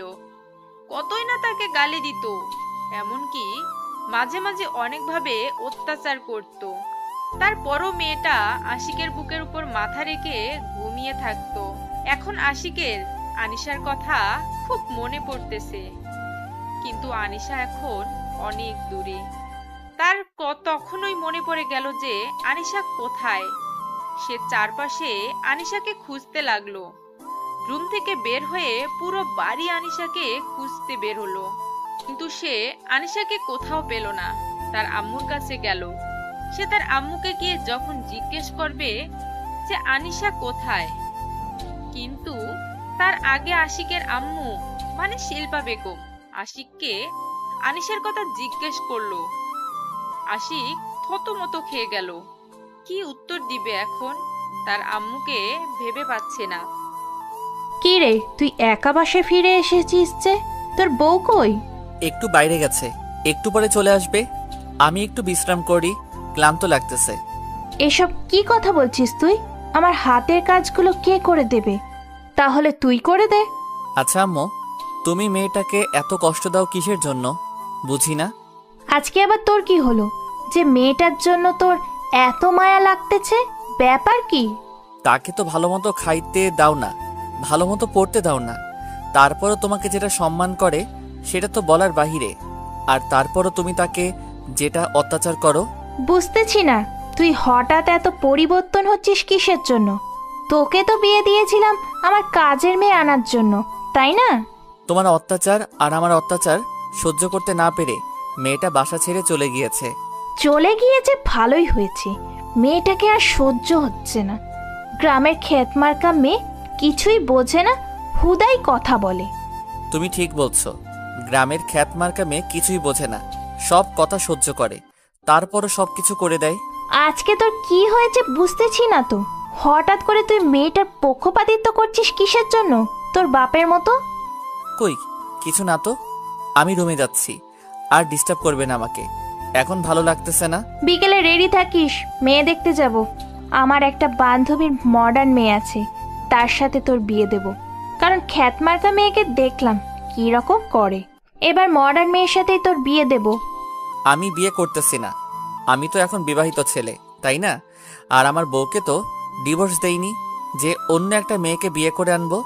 তোর মাথা ঠিক আছে? কি আবল তাবল কথাবার্তা বলতেছিস বুঝতেছি না তো। হঠাৎ করে তোর এত পরিবর্তন কিসের জন্য শুনি? তোমার মাথা ঠিক নেই, যার জন্য তুমি এসব আবল তাবল কথা বলতেছো। আমি কালকে একখানে যাব, আর তারপর ফিরে আসব, তারপর তোমাকে বলবো কি করব না করব। তুই আমার কথার অবাধ্য হতে পারিস না, তাহলে কিন্তু ভালো হবে না বলে দিলাম। আমি ভালো করে জানি আমার জীবনে কখনো ভালো হবে না, তোমাকে বলতে হবে না সেটা। আর তুমি যে আমার কি ক্ষতি করবে সেটা বোঝা হয়ে গেছে আমার। তুই জানিস তুই কার সাথে তর্ক করছিস? এত এত বড় স্পর্ধা যে আমার সাথে এত তর্ক করিস? হ্যাঁ, আমি জানি আমি কার সাথে তর্ক করতেছি। আমি একজন অত্যাচারীর সাথে কথা বলতেছি এখন, যে আমাকে ব্যবহার করে একটা মানুষের জীবনকে নষ্ট করে দেয়। কথাটা বলে আশিক সেখান থেকে চলে গেল। আর তার আম্মু মানে শিল্পা বেগম সেখানে স্থির হয়ে দাঁড়িয়ে রইল। তার ছেলের বলা কথাগুলো তার কানে প্রতিধ্বনিত হচ্ছে। শিল্পা বেগম কখনো কল্পনাও করতে পারেনি যে মাহিন তার সাথে এইভাবে আচরণ করবে। আশিক চোখের পানি ফেলতে ফেলতে রুমের ভিতর চলে আসলো। ভিতর থেকে রুমের দরজাটা বন্ধ করে দিয়ে আবার বিছানায় শুয়ে কান্নায় ভেঙে পড়ল। সে ভালো করে বুঝতে পারছে তার মা তাকে নিয়ে কতটা বাজে কাজ করেছে। গ্রামের একটা সহজ সরল মেয়েকে কিভাবে জ্বালিয়ে পুড়িয়ে হাহাকার করে দিয়েছে তার মা, সে এখন হাড়ে হাড়ে বুঝতে পারছে। ভাইয়া, খাবারগুলো পরীক্ষা করে দেখবেন। দাদিমা, আপনি একটু খাবারগুলো মুখে নিয়ে পরীক্ষা করেন, তারপর আমাকে রেজাল্ট দিবেন আমি এখানে থাকতে পারবো কিনা। আমরা তো আর এখানে পরীক্ষা করব না, আমরা সবাই একখানে বসে খাবো, তারপর তোমাকে রেজাল্ট দেওয়া হবে। আরো কিছু মানুষ আসবে তারপর। আচ্ছা ভাইয়া, আমাকে কিছু প্রশ্নের উত্তর দিবেন, যদি আপনার বিরক্ত না লাগে বা যদি ব্যস্ত না থাকেন। এখন তো কাস্টমার চাপ কম, দুপুরের সময়, তাই কাস্টমার চাপ কম, তার জন্য আমি এখন ব্যস্ত না, ফিরে আছি, বলতে পারেন। আসলে ঢাকা থেকে কোন সাইডে এই জায়গা, আর ঢাকা থেকে কত কিলোমিটার দূরে এই জায়গাটা অবস্থিত, আর এই জায়গাটার নাম কি, জেলার নাম কি, বিভাগের নাম কি? আপনি কিছু জানেন না, তাহলে এখানে এসেছেন কিভাবে? আপনার কোনো পরিচিত মানুষ নেই এখানে? একটা মানুষ যখন সবকিছু ছেড়ে দিয়ে নিঃস্ব হয়ে সবকিছু ছেড়ে দিয়ে একা একা পথ চলা শুরু করে দেয়, জানো তুমি? হয়তো আমি কিছু বুঝতে পারবো না, কিন্তু আপনাকে দেখে মনে হচ্ছে আপনার ভিতরে অনেক কষ্ট, যন্ত্রণা আপনি সহ্য করতে পারতেছেন না। কারণ আপনাকে আমি লক্ষ্য করেছি, আপনি যখন রান্না করতেছিলেন তখন অনেক কান্না করতেছিলেন। আচ্ছা, তাহলে এখন আমি একটু এখানে বসে থাকতে পারি? আপনার যখন খুশি তখন এগুলো পরীক্ষা করে আমাকে জানাবেন। আমাদের ভিতরে একটা বিশ্রাম করার মতো রুম আছে, আপনি সেখানে গিয়ে বিশ্রাম নেন, আমি আপনাকে পরে ডেকে নেব। ধন্যবাদ ভাইয়া। তাহলে আমাকে একটু রুমটা দেখিয়ে দেন, আমি কি একটু বিশ্রাম করব? আমার একটু ক্লান্ত লাগতেছে তো। আচ্ছা, আপনি কিছু নাস্তা করে নেন, তাহলে ক্লান্ত দূর হয়ে যাবে। না হলে এই অবস্থায় যদি শুয়ে থাকেন তাহলে আরো ক্লান্ত হয়ে যাবেন। থাক, লাগবে না, এখন কিছু খেতে ইচ্ছে করতেছে না, মাথা ঘুরতেছে, জার্নি করে এসেছি তো তাই। আপনাকে অনেক কষ্ট দিয়ে ফেলেছি, এত দূর জার্নি করে এসেছেন, তার উপর এতগুলো রান্না করলেন, হয়তো অনেক কষ্ট লাগতেছে আপনার। আমি এমন পরিস্থিতি থেকে বেরিয়ে এসেছি, এসব আমার কাছে কোনো কিছুই মনে হচ্ছে না। আপনার জীবনে এত কষ্ট আমি বুঝতে পারিনি, আপনাকে দেখে মনে হয় না আপনার ভিতরে এত চাপা কষ্ট আছে। তারপর আনিশা আর কোনো কথা বলে না, ছেলেটাকে ইশারা করে রুমটা দেখিয়ে দিতে বলল। ছেলেটা একটু হাতে ইশারা করে রুমটা দেখিয়ে দিল। আনিশা রুম থেকে ভিতরে চলে আসলো, এসে দেখে রুমটা অনেক পরিপাটি করে গোছানো। রুমের দরজাটা বন্ধ করে দিল, তারপর চুপচাপ বিছানার উপর শুয়ে পড়ল। আর তার তখন সবকিছু মনে পড়তে লাগলো আস্তে আস্তে। এই সময় যদি বাসায় থাকতো তাহলে আশিক তাকে এদিক থেকে এসে ডিস্টার্ব করতে, ওই দিক থেকে এসে ডিস্টার্ব করত, চুল ধরে টান দিত। সেই সময়গুলো আনিশা এখন খুব মিস করতেছে, তার খুব কষ্ট হচ্ছে সেই মুহূর্তগুলো উপভোগ করতে না পারার জন্য। তখন বিরক্ত লাগলো, কিন্তু এখন খুব মিস করতেছে, মুহূর্তগুলো খুব কষ্টই হচ্ছে। আশিক যতই খারাপ হোক, যখন তাকে ভালোবাসতো মন থেকেই, তার চোখ থেকে ভালোবাসাটাই স্পষ্ট দেখা যেত। কিন্তু আশিকের মাঝে মাঝে কি যেন হয়ে যেত। তখন আশিক আনিশার সাথে অনেক খারাপ ব্যবহার করত, এমনকি অনেক অত্যাচার করত। কিন্তু যখন সে একটু সুস্থ মস্তিষ্কে থাকতো, তখন সে আনিশাকে কি পরিমাণ ভালোবাসতো সেটা বলে বোঝাতে পারবে না।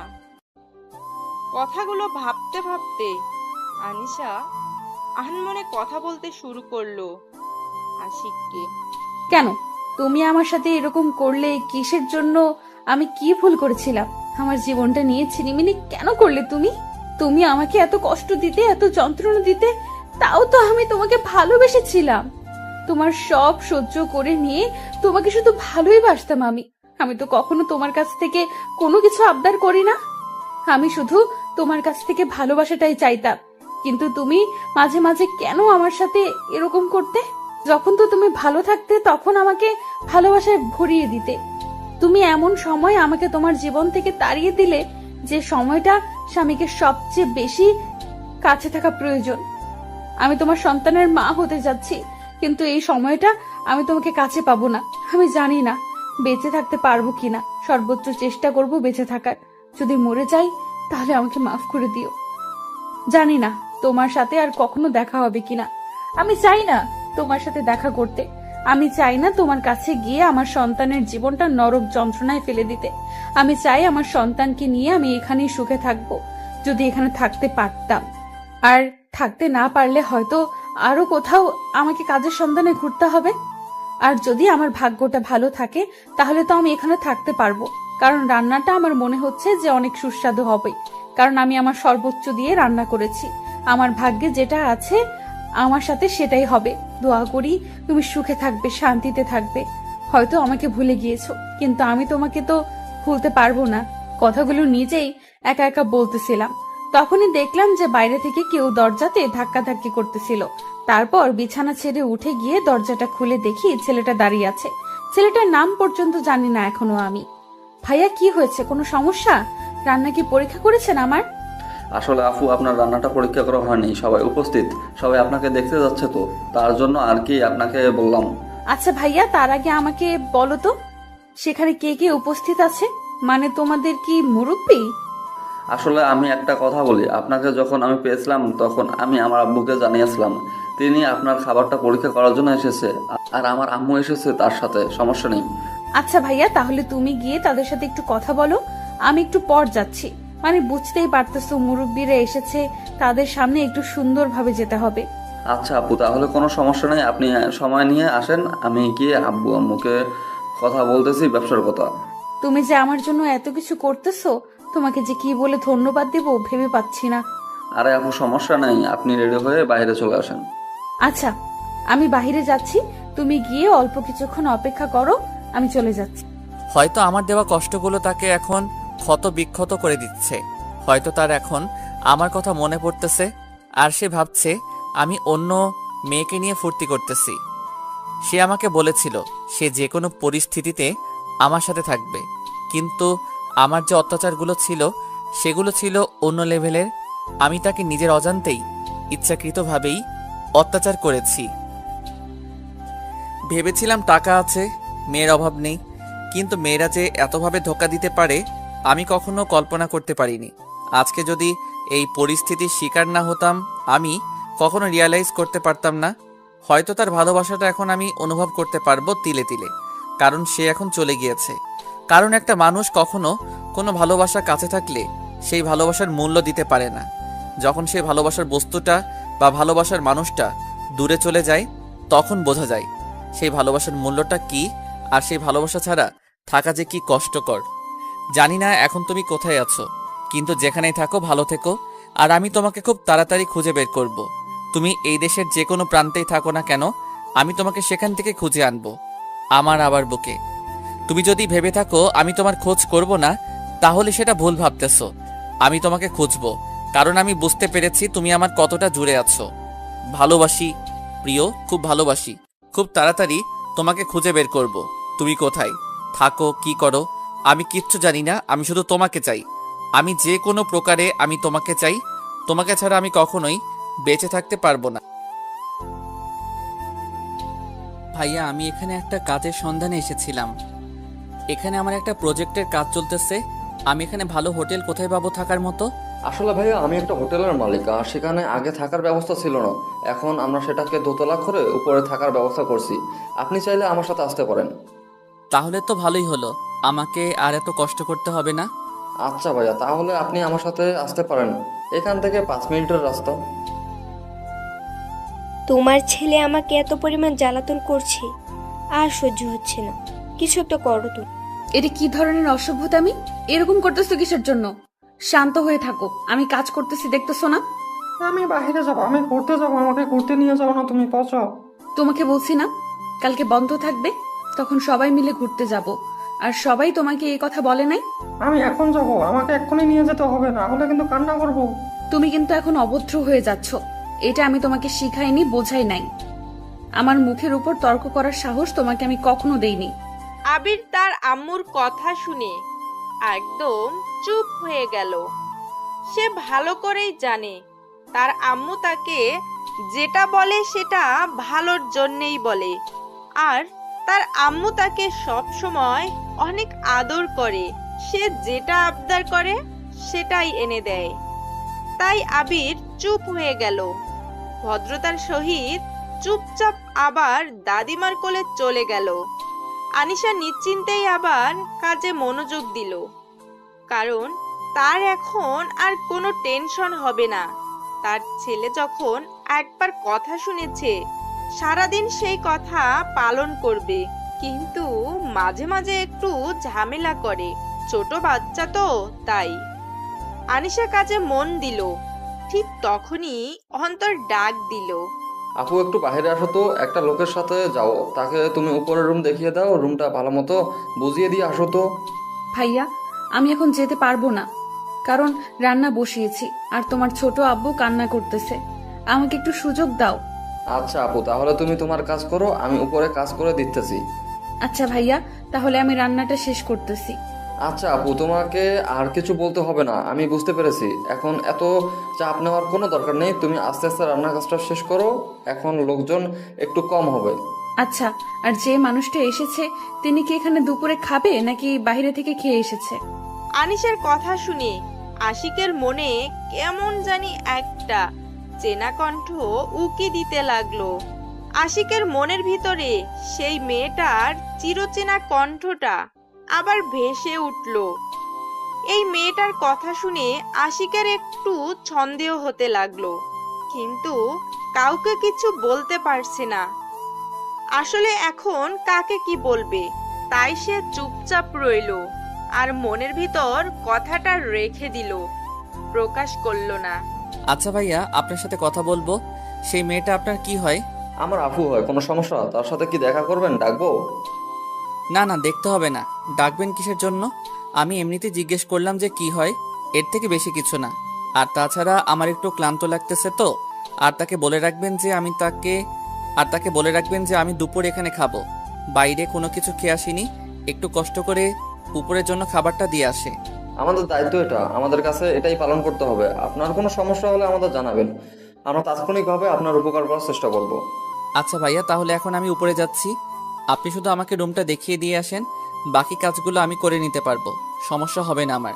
তারপর আশিককে অন্তর তার রুম দেখিয়ে দিয়ে নিচে নেমে আসলো।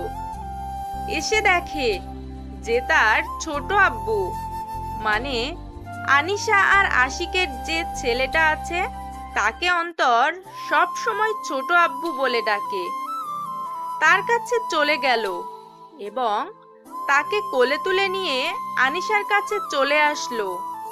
অন্তর আনিশার সাথে কোনো কথা না বলে চুপচাপ সেখানে দাঁড়িয়ে আনিশার রান্নার প্রতিভা দেখতে লাগলো। কারণ আনিশার রান্নার যে এইরকম একটা গুণ আছে সে কখনো কল্পনাও করতে পারেনি। তারা প্রথমে ভেবেছিল শহরের মেয়ে ভালো মতো রান্না করতে পারে না, কিন্তু পরে যখন তার রান্নার পরীক্ষা করলো তারা, তার রান্নার প্রতিভা দেখে সবাই মুগ্ধ হয়ে গেল। আর আনিশা আসার পর থেকে তাদের ব্যবসা এতটা লাভবান হতে ছিল, তারা যেটা কল্পনার বাইরে ছিল। তারা কখনো কল্পনা করতে পারেনি যে এই মেয়েটা তাদের ভাগ্য খুলে দিবে। আর আনিশা যখন একদম ভরপুর প্রেগনেন্ট হয়ে পড়েছিল তখন তাকে কোনো কাজ করতে দেওয়া হয়নি, নিজের বোনের মতো দেখেছিল ছেলেটা আনিশাকে। এভাবে তাকিয়ে আছিস কিসের জন্য বুঝতেছি না তো। ব্যাপার কি, কোনো কিছু বলবি? কিছু না তো, আমি তো তোমার রান্না দেখতেছিলাম আর শেখার চেষ্টা করতেছিলাম একটু। তুই আর কত আমার কাছ থেকে রান্না শিখতে চাইবি বলতো? আমি এখানে আসার পর থেকে তুই আমার রান্না শিখতে চাচ্ছিস, কিন্তু তুই মনোযোগ দিয়ে কোনো কিছুই করিস না। এখন শিখে কি করবো? তুমি তো থাকবে, চলে যাচ্ছ না তো, এখানেই থাকবে তাই না? অনেক সময় পড়ে আছে শেখার জন্য, শিখে নেবো। সেটা অবশ্য ঠিক বলেছিস। এবার তোর একটা গতি করতে হবে, তোর জন্য তো একটা লাল টুকটুকে বউ এনে দিতে হবে। একা একা আর কতদিন থাকবি?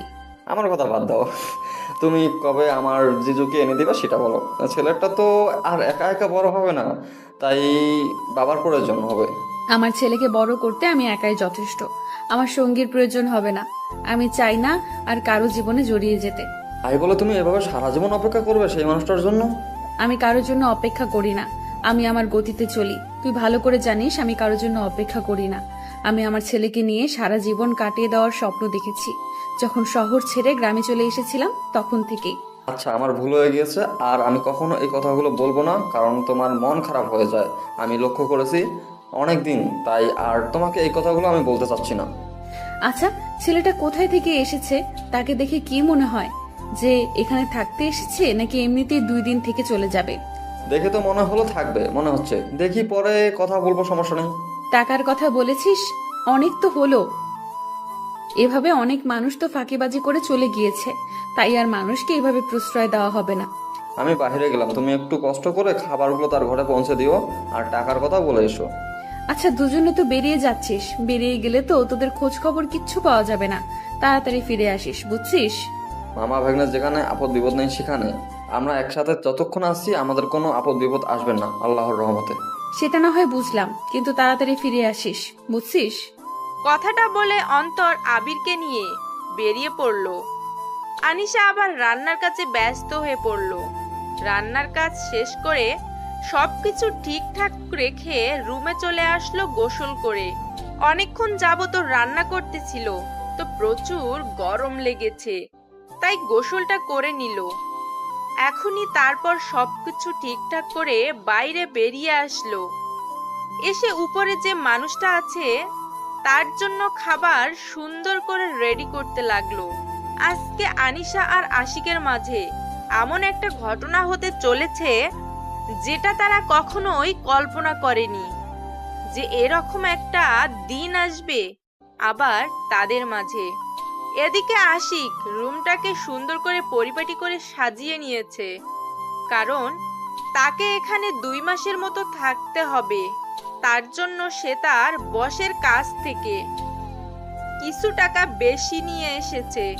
যে ছেলেটা একদিন কর্মচারী চালাতো, সেই ছেলেটা এখন অন্যের অফিসে কাজ করে। ভাগ্য যে কখন কাকে কোন প্রান্তে এগিয়ে নিয়ে দাঁড় করিয়ে দেবে সেটা বোঝা বড়ই মুশকিল। তারপর আনিশা খাবারগুলো নিয়ে উপরে চলে আসলো, আর আশিক এদিকে রুমে বসে তার ল্যাপটপে অফিসের কাজ করতেছে। আশিক কাজ করতেছিল, তখনই আনিশা বাইরে থেকে এসে কলিং বেলটা বাজিয়ে দিল। আশিক তার ল্যাপটপ রেখে দরজা খোলার জন্য এগিয়ে আসতে লাগলো। তারপর আশিকের রুমের দরজাটা খুলে দিয়ে মাথা নিচু করে রয়েছে, তাই সামনে থাকা মানুষটা কাছে থেকে না দেখেই খাবারগুলো হাতে নিয়ে নিল। আর এদিকে আনিশা, সেও মাথা নিচু করে আছে, কোনো কথা বলতেছে না, খাবার প্লেট এগিয়ে দিয়ে দাঁড়িয়ে আছে। আপনি কি এখানে থাকবেন নাকি 2 দিনের ভেতর চলে যাবেন? যদি 2-1 দিনের ভেতরে চলে যান তাহলে যে টাকাটা হয় সেটা এখন অগ্রিম দিতে হবে।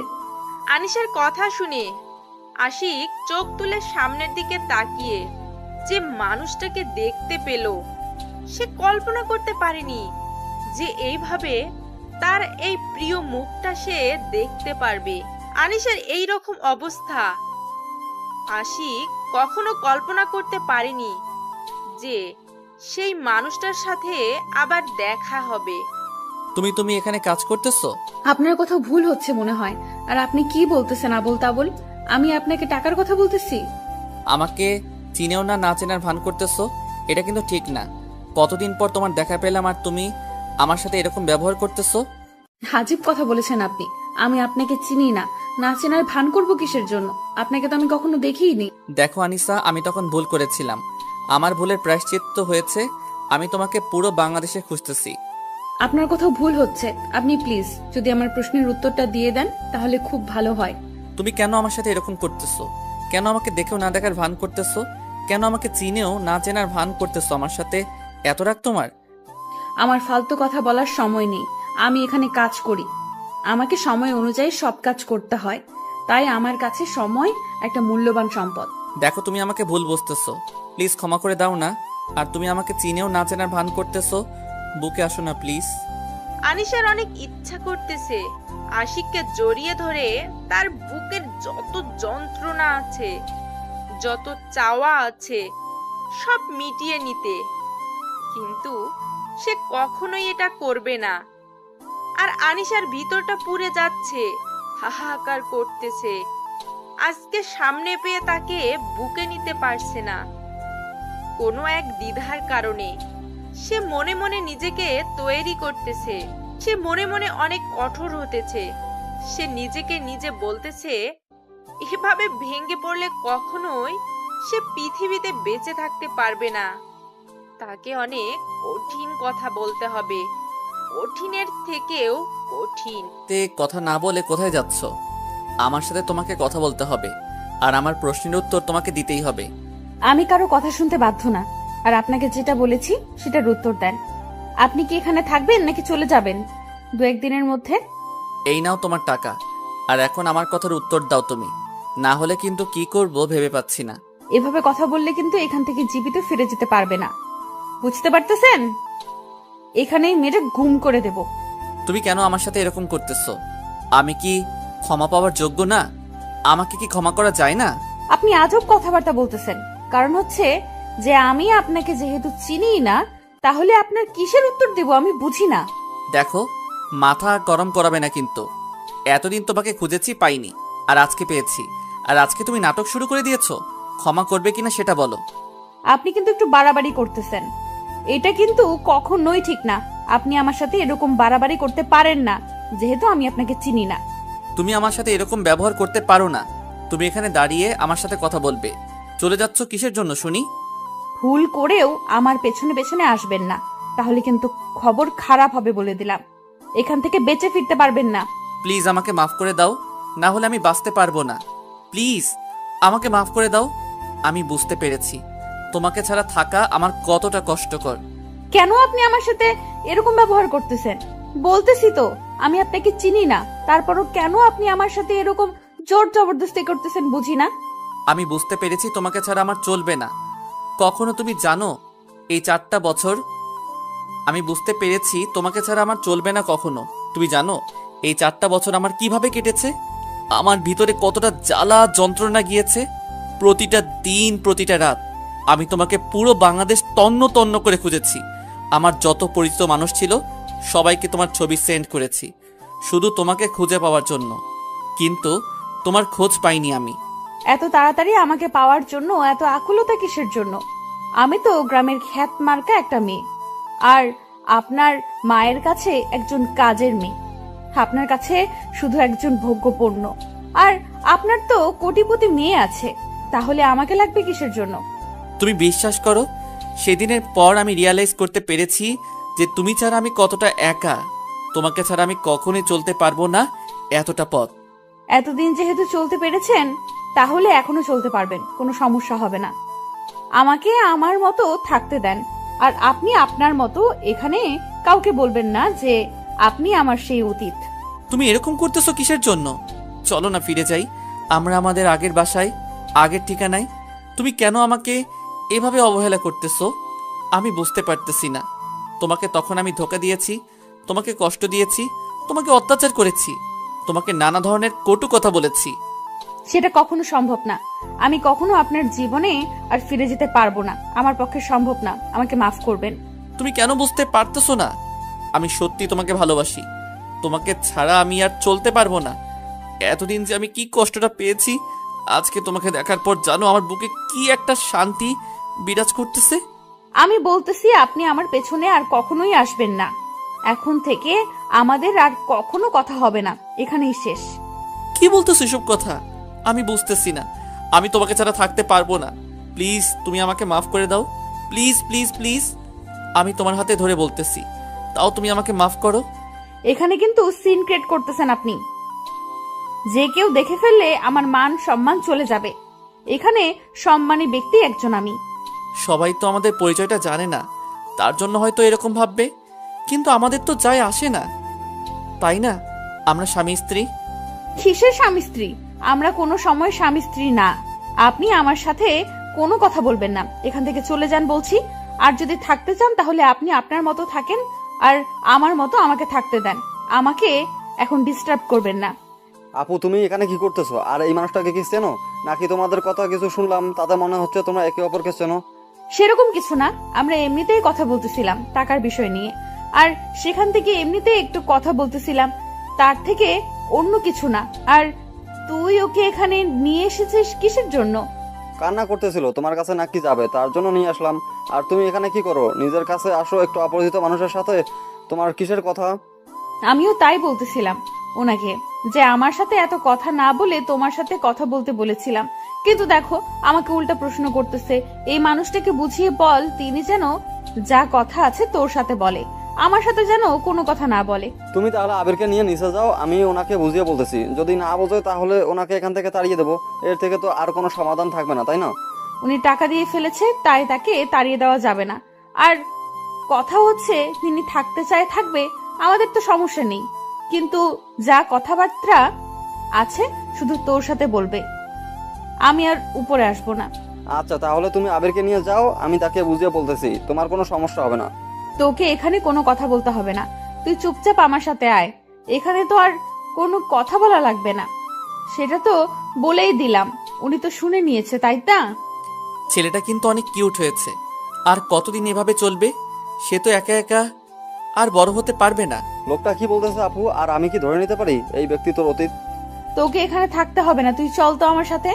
আর ওনার যা লাগে আমি সব কিছু দিয়ে রেখেছি। আর রাতের আগে কোনো কথা বলা লাগবে না। উনি কাজের সন্ধানে এসেছে, কাজ করুক, আমাদের কি? আমি যেটা বলেছি ভেবে দেখো। কিন্তু আমি কিন্তু তোমাকে না নিয়ে এখান থেকে কোথাও যাব না, সেটা মাথায় রেখো। আপনি এসব কি বলতেছেন? আমার আপুকে আপনি কোথায় নিয়ে যাবেন? আপনাকে এখানে থাকা লাগবে না। এই নেন আপনার টাকা, আপনি চলে যান এখান থেকে। আপনাকে আমি এখানে রাখতেছি না। বড়দের সম্মান দিয়ে কথা বলো অন্তর, না হলে কিন্তু থাপ্পড় খাবি। বড়দের সম্মান দিয়ে কথা বলো অন্তর, না হলে কিন্তু থাপ্পড় খাবি। এখান থেকে চল আমার সাথে। আর এখানে এক মুহূর্তও থাকতে চাচ্ছি না। উনি থাকবে, টাকা দিয়েছে, ওনার খাবার সময় মতো পৌঁছে দিবে, ঝামেলা শেষ। আচ্ছা আপু, তুমি যেহেতু বলতেছো সেটাই হবে। আমি আর এখানে কোনো কথা বলবো না। এখন আমি চুপচাপ হয়ে গেলাম। তোমার যা খুশি তাই করো, কিন্তু আমি চাই তুমি সুখে থাকো। তোমার মাঝে যেন আর কোনো কালো মেঘের ছায়া এসে ভিড় না করে। আচ্ছা, তাহলে আর কোনো কথা হচ্ছে না এখানে। যে যার মতো আছে থাকবে, আমরা কেউ কাউকে ডিস্টার্ব করব না। সে যেন আমাদের কাউকে ডিস্টার্ব না করে, তাহলেই চলবে। তুমি এত কথা বলতেছো কিসের জন্য আমি বুঝতেছি না। তুমি চলো আমার সাথে। আর এখানে এক মুহূর্ত তোমাকে দেখতে যাচ্ছি না। তোমার উপর আসা নিষেধ। অন্তর, আবির, আনিশা তিনজনের নিচে চলে আসলো।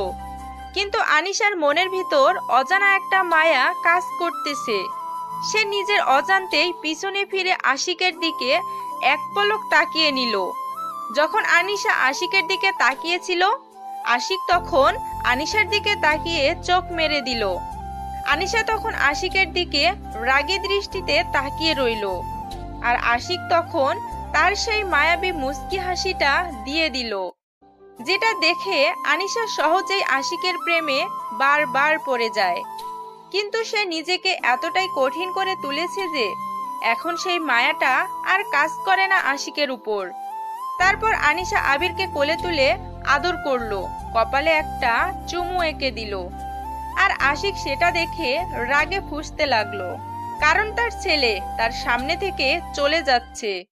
কিন্তু সে কাছে নেওয়ার মতো সাহস পাচ্ছে না, কারণ সে তো একটা অপরাধী। তার অপরাধের ক্ষমা হয় না। সে যে ভুলগুলো করেছে সেটা কখনোই ক্ষমা পাওয়ার মতো না। কারণ যখন সে প্রেগনেন্ট ছিল তখন তো আশিক তাকে দূর দূর করে তাড়িয়ে দিয়েছিল তার বাসা থেকে। একটা মেয়ের যখন স্বামীকে সব থেকে বেশি কাছে থাকা প্রয়োজন, তখনই তো আশিক তাকে দূরে ঠেলে দিয়েছিল। কিন্তু আশিক মনে মনে ভাবতেছে সে এরকম ভুল আর কখনো করবে না। সেটা ভেবে মুস্কি হাসি দিয়ে সে রুমের ভিতর চলে আসলো, আবার ফোনটা হাতে নিল।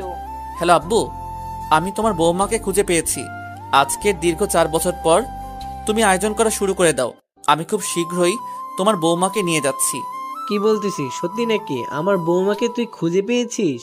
আর তার এখন কি অবস্থা? আমি তার কাছে যাব, তুই আমাকে ঠিকানা সেন্ড কর। আমি আজকে রওনা দেব। তোমাকে এখানে আসতে হবে না, আমি খুব তাড়াতাড়ি তাকে নিয়ে বাসায় ফিরে আসব। আর তুমি টেনশন করবে না। আর তোমার একটা ফুটফুটে নাতি আছে। কি বলতেছিস তুই? সত্যি নাকি? এটা তাহলে তো আমি আর এখানে থাকছি না। তুই কোথায় আছিস? আমাকে তাড়াতাড়ি ঠিকানা সেন্ড কর, আমি এক্ষুনি রওনা দেব। আচ্ছা, আমি তোমাকে মেইল করে ঠিকানা সবকিছু পাঠিয়ে দিচ্ছি। তুমি এসে তাদেরকে একটু ম্যানেজ করো। তোমার বৌমা আমার উপর অনেক রাগ করে আছে, যার জন্য আমার সাথে কথাই বলতেছে না। তোর বাপ থাকতে তোকে এত টেনশন করতে হবে না। আমি যাচ্ছি তো, দেখবি সব ঠিকঠাক হয়ে যাবে। আর তুই তাকে নিয়ে ফিরে আসতে পারবি। আর আমি একটা খেলার সঙ্গী পেলাম। আচ্ছা আব্বু, তাহলে তোমার সাথে পরে কথা হবে। এখন আমি ফোনটা রাখতেছি, তোমার সাথে পরে কথা বলবো এই বিষয় নিয়ে। আর তোমাকে ঠিকানা সেন্ড করতেছি, তুমি চলে আসো। কি নিয়ে এত টেনশন করতেছো তুমি? বুঝতেছি না, এত সমস্যা কিসের? আমি আবার কি নিয়ে টেনশন করব? আমি তো ঠিক আছি। আর আমাকে দেখে কি মনে হচ্ছে আমি টেনশনে আছি? এখন আমাকে কাজ করতে হবে, আমাকে কাজ করতে দে। আপু, দুলাভাই কিন্তু দেখতে অনেক হ্যান্ডসাম, দেখতে সত্যিই অনেক সুন্দর, তাই না? তুই যদি আর একবার আমার সামনে এমন নোংরা মানসিকতার কথা তুলেছিস তাহলে কিন্তু তোর খবর আছে বলে দিলাম। তাই সাবধানে থাকিস আর ওই মানুষটার সাথে কোনো কথা বলবি না। তুই শুধু কাজের কথা ছাড়া অন্য কোনো আজাইরা কথা তো বলবিই না। আচ্ছা আপু, তুমি যা বলবে তাই হবে, আমি কোনো কথা বলবো না, আমি চুপচাপ থাকবো, শুধু কাজের কথাই বলবো। এখন তাহলে তুমি কাজ করো, আমি আমার আব্বুর সাথে খেলা করি। তুমি এদিকে আসো, তোমার সাথে কথা আছে। আপনাকে আমি কি বলেছিলাম আপনি আমার সাথে কথা বলবেন না, তারপরেও কেন আপনি এখানে এসেছেন? বললাম না কথা আছে, এত কথা বাড়াও কিসের জন্য? আমি কাজ করতেছি এখন, এখন আমি কোথাও যেতে পারবো না। আপনার সাথে আমার কোনো কথা নেই। আচ্ছা, আমার সাথে তোমার কোনো কথা বলতে হবে না, আমি আমার ছেলেকে নিয়ে যাচ্ছি, পারলে তুমি আটকে দিও আমাকে। কি বললেন? আরেকবার বলুন তো শুনি। আপনাকে এখানে আমি মেরে ফেলবো তাহলে, আমার সন্তানের দিকে যদি নজর দিয়েছেন। সন্তানটা তোমার একার না, তাই না? আমি যদি এখন কোর্টে যাই তাহলে কিন্তু আমার পক্ষে রায় দেবে, তার থেকে আমি কোনো ঝামেলা করতে চাচ্ছি না। আমি চাই না আপনার সাথে কোনো ধরনের ঝামেলা বাড়াতে।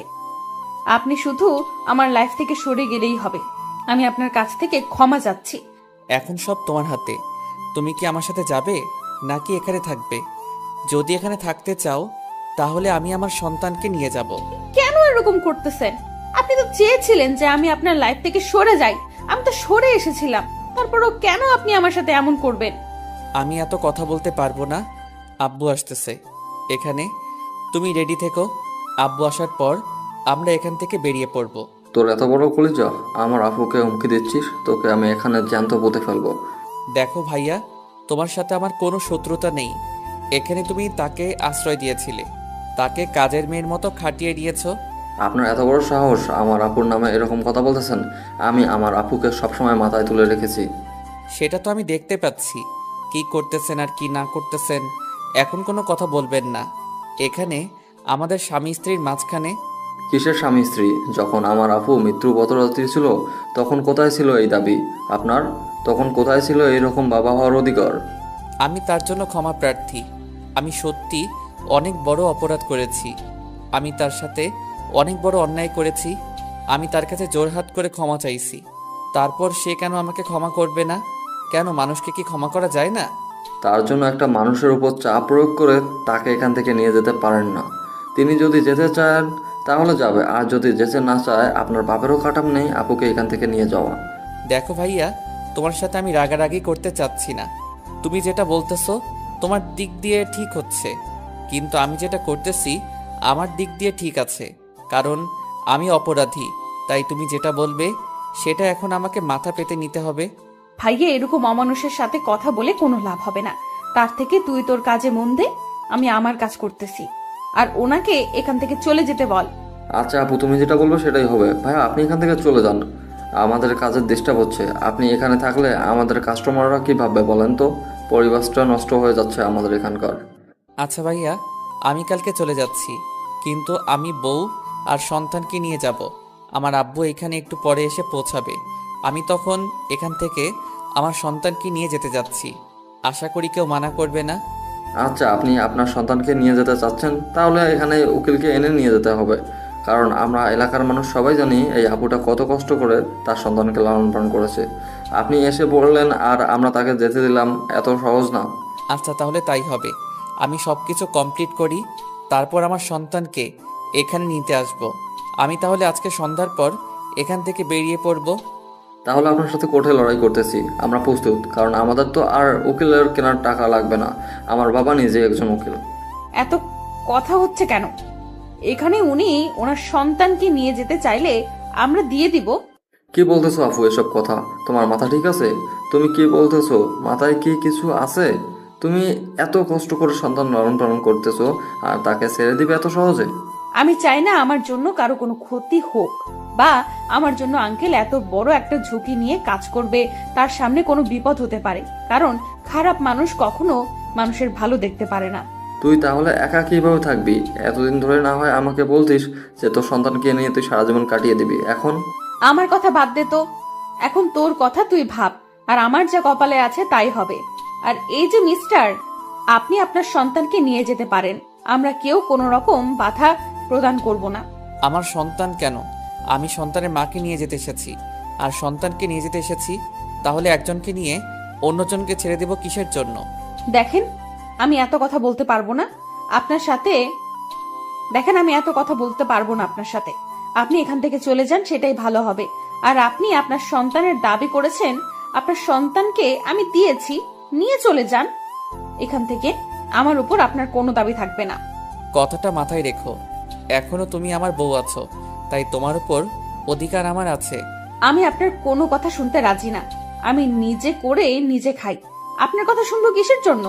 আর যখন প্রয়োজন ছিল তখন তো আমাকে ব্যবহার করেছেন, আর এখন প্রয়োজন আছে আবার নিয়ে যাচ্ছেন। আমার ব্যবহার করে ছেড়ে দেবেন না, এটাই আপনার লক্ষ্য, তাই না? দেখো, আমি কোনো কথা বলতে চাচ্ছি না, যেটা বলতেছি সেটাই হবে। আমি কোথাও যেতে পারতেছি না এখান থেকে। আমি এখানেই থাকবো, এখানেই মরবো, এখানেই আমার মাটি হবে। আমি এখান থেকে কোথাও যাব না। আব্বু চলে এসেছে, দেখো এখন তো একটু নিজেকে সামনে রাখো, নিজেকে কন্ট্রোলে রাখো। সামনে গিয়ে তাকে রিসিভ করে নিয়ে আসো। আমি পারবো না। কিসের জন্য যাব? আমার তো এখানে আপনাদের কাউকে চিনি না। সো আপনারা আপনাদের মতো থাকেন। এবার কিন্তু বাড়াবাড়ি হয়ে যাচ্ছে, ভালো হবে না বলে দিলাম। তাই যেটা বলতেছি সেটাই করো। আনিশা কোনো কথা না বলে চুপচাপ সে রান্নাঘর থেকে বেরিয়ে আসলো। তারপর গুটি গুটি পায়ে নিজের মুখে কাপড় মরিয়া দিয়া লোকটাকে রিসিভ করে আনলো। কালাম সাহেব এখন পর্যন্ত বুঝতে পারেনি যে এটা তার সেই আদরের বৌমা, যাকে তিনি নিজের থেকেও বেশি বিশ্বাস করতেন। আর সেই বাড়িতে আনিশার একমাত্র ভরসা ছিল এই লোকটি। তাই আনিশার নিজের অজান্তেই লোকটার কাছে চলে আসলো। কালাম সাহেব চুপচাপ মেয়েটার সাথে আসতে লাগলো, কিন্তু কালাম সাহেবের সন্দেহ হচ্ছে যে তার ছেলে না আসে মেয়েটা কেন আসলো এখানে। আর তারা তো এখানে দুজন আছে, তাহলে তাদের দুজনকে হাসি খুশি মুখে তাকে এখানে এসে রিসিভ করে নিয়ে যাওয়ার কথা ছিল। কিন্তু তার ছেলে বউ কোথায়? আচ্ছা মা, আমার ছেলে কি তোমাকে এখানে পাঠিয়েছে নাকি অন্য কেউ পাঠিয়েছে তোমাকে এখানে আমাকে রিসিভ করে নিয়ে যাওয়ার জন্য? আনিশা মহা বিপদে পড়ে গেল। কি বলবে না বলবে ভেবে পাচ্ছে না। সে যদি এখন কথা বলে তার কাছে ধরা খেয়ে যাবে, কারণ উনি একমাত্র ব্যক্তি যে সব সময় তার পাশে ছিল। তার মানে এখন যদি কথা বলে তাহলে ধরা খেয়ে যাবে, এটা শিওর। আনিশা কোনো কথা না বলে চুপচাপ বাড়িতে আসতে লাগলো।